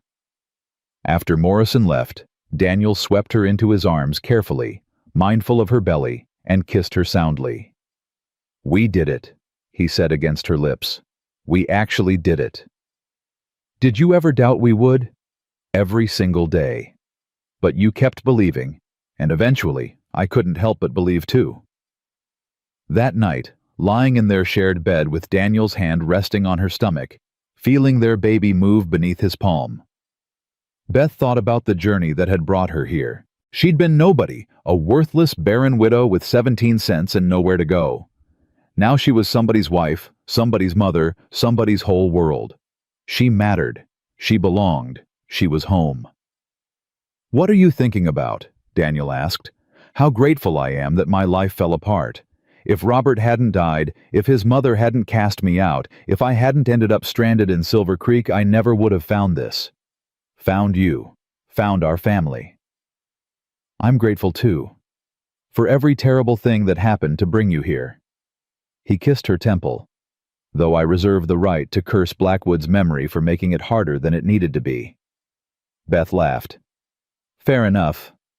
The baby kicked hard, making them both jump. This one's going to be a fighter, Daniel said.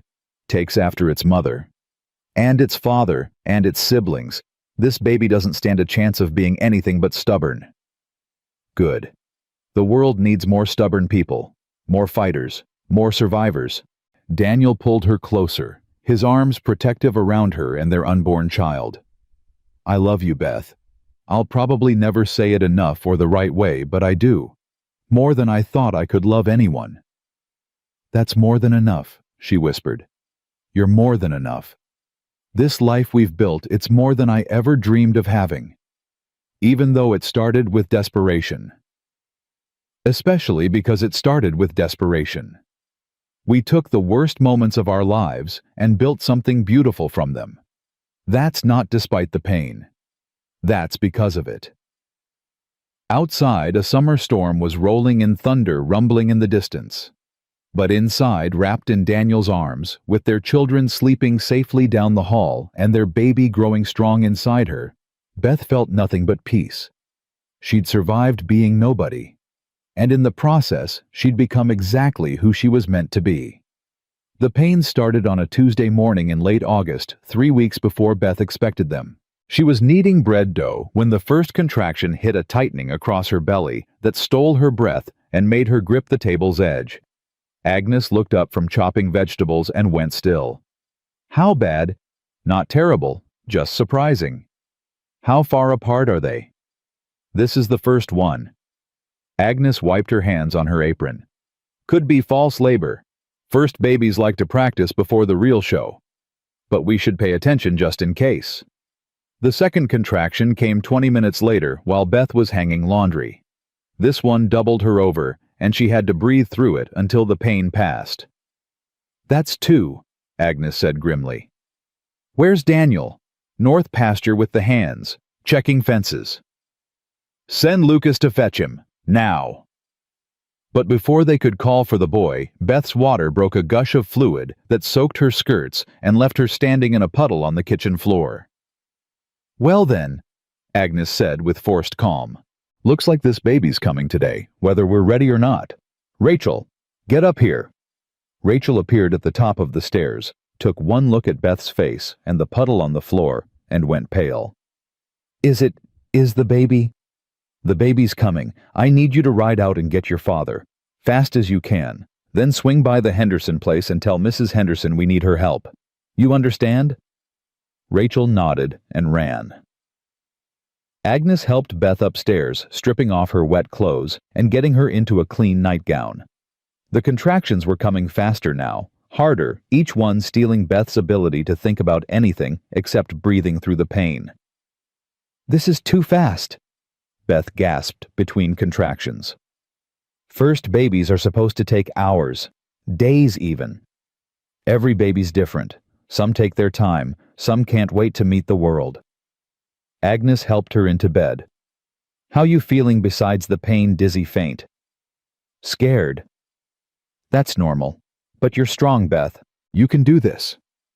Another contraction hit, and Beth cried out despite trying to stay quiet. She didn't want to scare Lucas, who she could hear crying downstairs. Daniel burst through the door 15 minutes later, his face white with panic. Beth, I'm fine. She lied, gripping the sheets as another contraction rolled through her. The baby's just early, that's all. 3 weeks early. Beth, that's not what if something's wrong. Nothing's wrong. The baby's just impatient, like its father. Agnes pushed Daniel toward a chair. Sit down before you fall down. You're white as milk. I should do something. Get the doctor. Doctor's in Bozeman delivering twins. Won't be back for 2 days. We're handling this ourselves. Agnes turned to Beth. How close are the contractions? 5 minutes, maybe less. Christ, this baby really is in a hurry. Agnes washed her hands thoroughly. Mrs. Henderson should be here any minute. Until then, Daniel, you're going to help whether you like it or not. What do? Whatever I tell you to. Mrs. Henderson arrived with her daughter Molly, both carrying supplies. They took over with practiced efficiency, and Daniel was relegated to holding Beth's hand and trying not to pass out. The labor lasted 6 hours, not long for a first baby, but long enough that Beth lost all sense of time. There was only pain and breathing, and Agnes's steady voice telling her when to push and when to rest, and that she was doing fine, just fine, almost there. Rachel and Lucas waited downstairs with one of the ranch hands, and Beth could hear Lucas crying on and off throughout the afternoon. She wanted to comfort him, but couldn't spare the energy. All she could do was survive each contraction and trust that Agnes knew what she was doing. I can see the head, Agnes announced. Beth, next contraction you push with everything you've got. You hear me? Beth pushed, and pushed, and pushed until she thought she might split in two.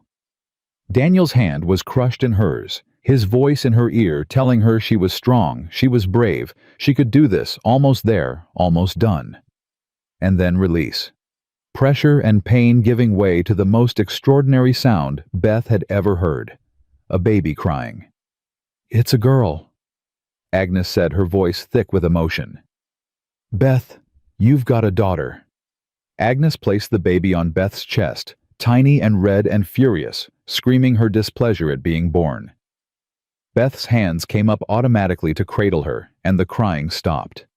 The baby's eyes opened dark blue and unfocused, but definitely seeing, and met her mother's gaze. "Hello, sweetheart," Beth whispered. "Hello, my beautiful girl."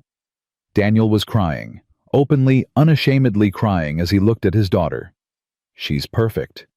"She is," Beth agreed. "Absolutely perfect." Agnes finished the messy work of birth, while Mrs. Henderson cleaned the baby and wrapped her in soft blankets. When they handed her back to Beth properly swaddled and content, Beth felt something shift in her chest. Some final piece of herself clicking into place.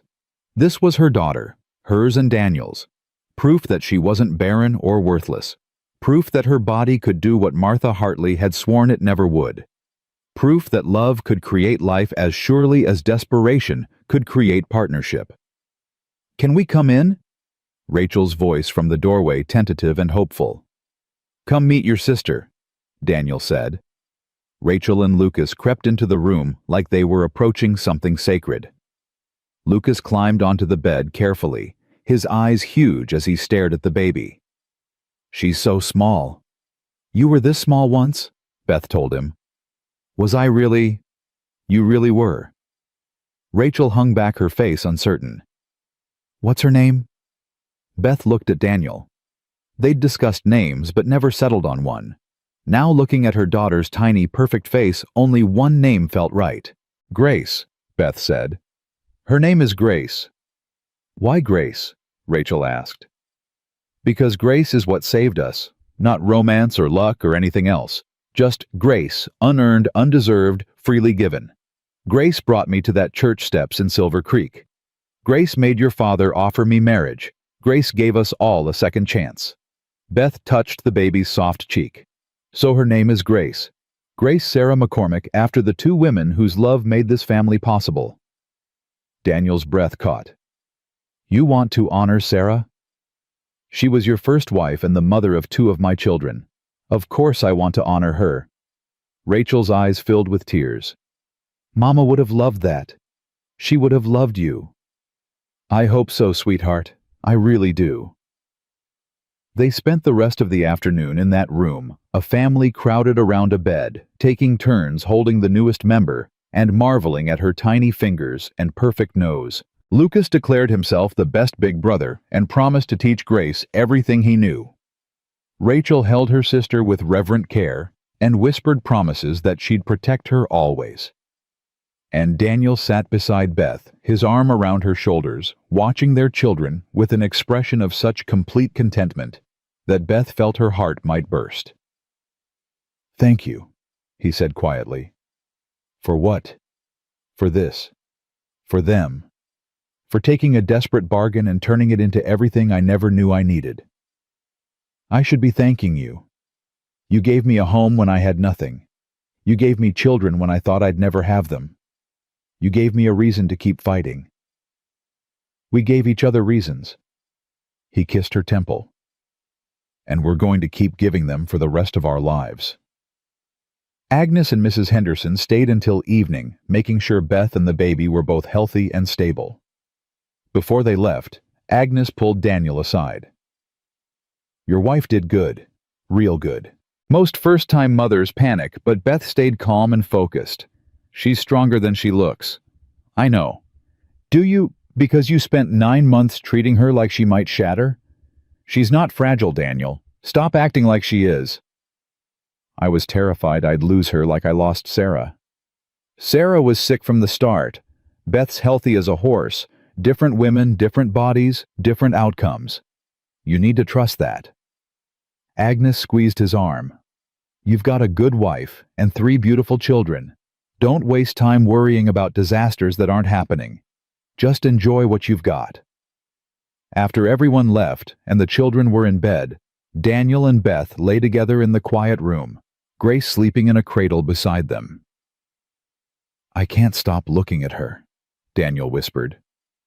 "Every time I close my eyes, I'm afraid I'll open them, and she'll be gone. Like she was too good to be real." "She's real. We're real. This whole improbable, impossible life we've built, it's all real. How did we get this lucky? We weren't lucky.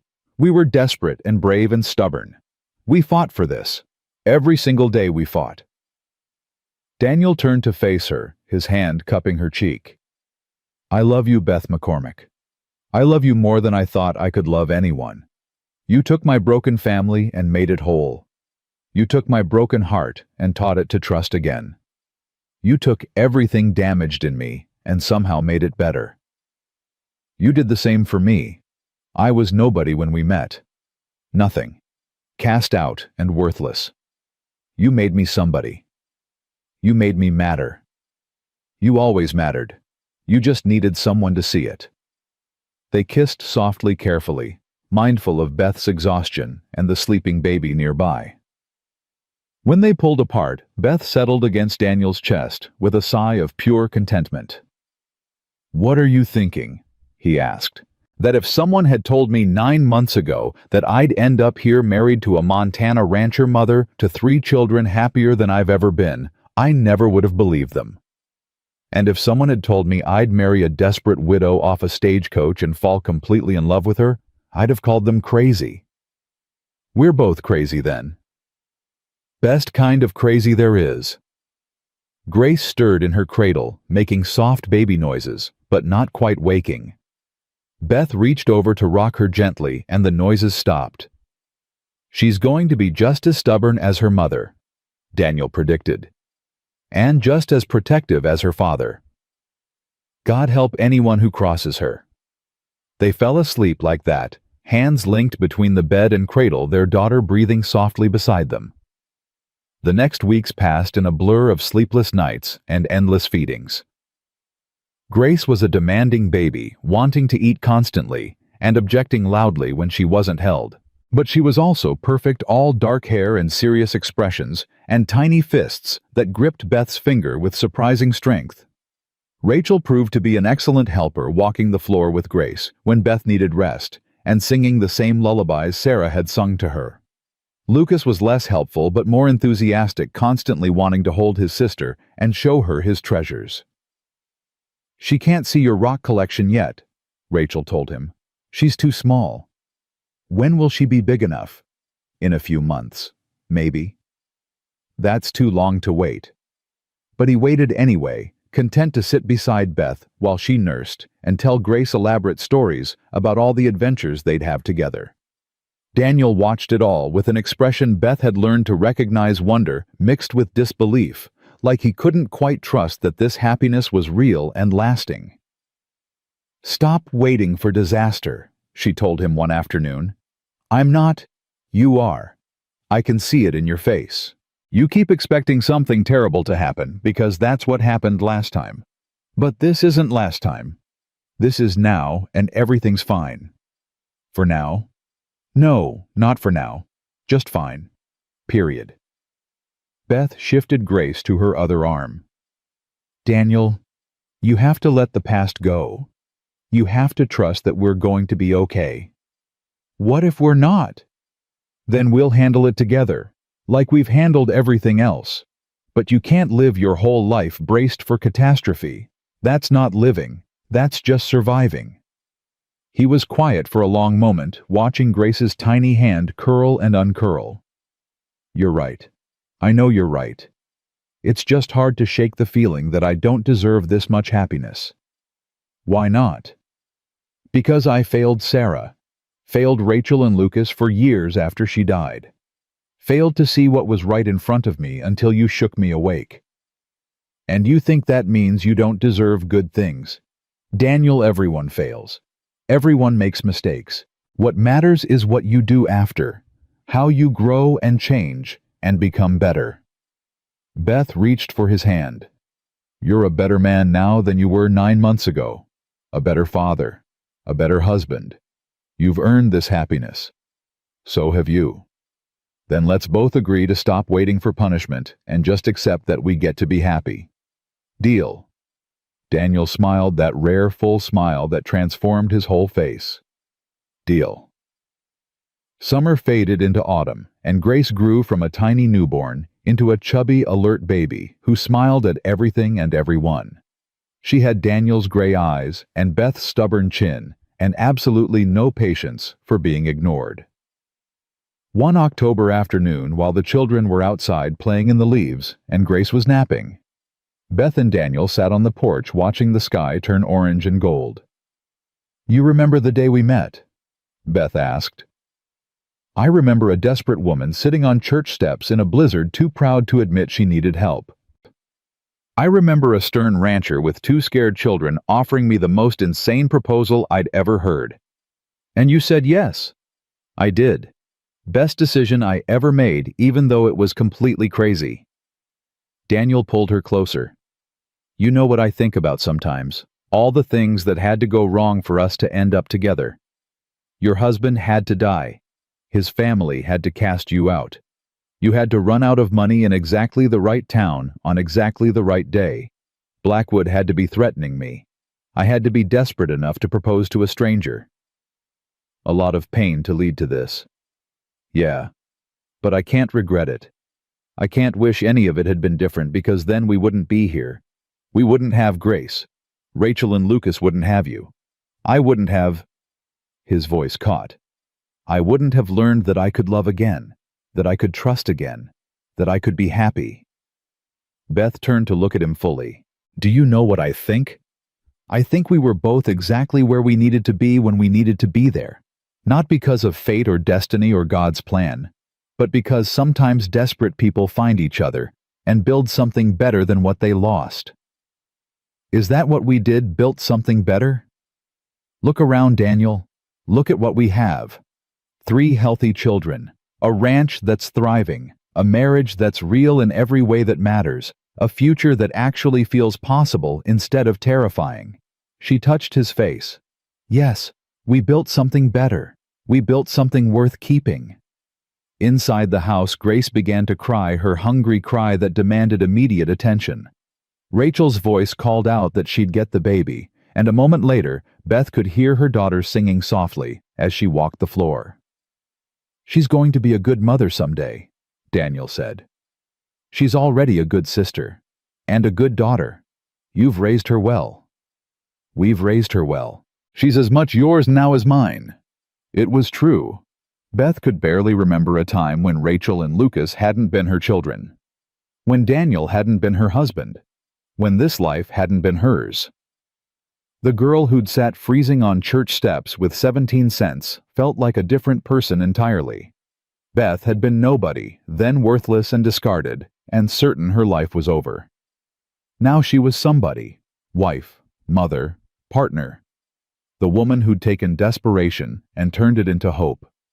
Who'd transformed a business arrangement into genuine love. Who'd proven that second chances were real and possible and absolutely worth fighting for. "What are you thinking about?" Daniel asked, reading her expression. "How far we've come. How much we've survived. How grateful I am that I was desperate enough to say yes to a crazy proposal from a stranger. And I'm grateful I was desperate enough to ask."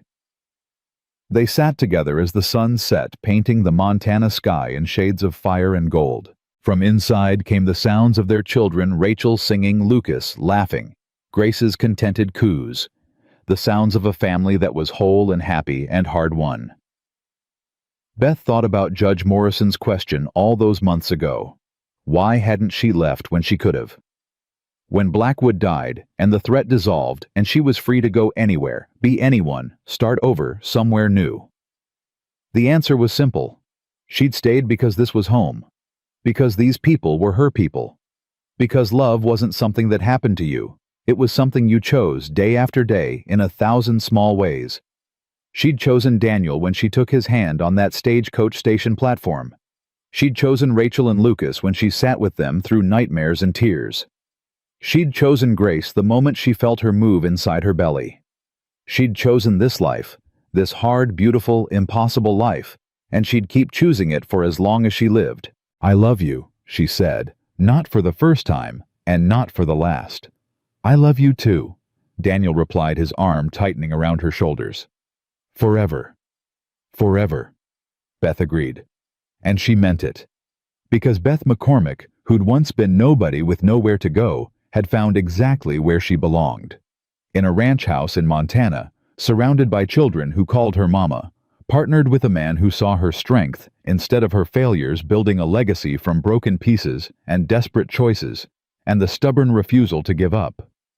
She'd been called barren and worthless, cast out and abandoned, left with nothing but 17 cents and a carpetbag full of shattered dreams. But she'd survived.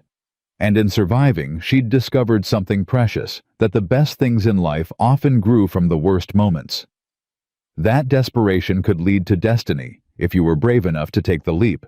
That family wasn't just blood, it was choice and commitment, and showing up every single day even when everything was hard. Beth had been nobody. Now she was somebody. And that somebody was exactly who she was meant to be.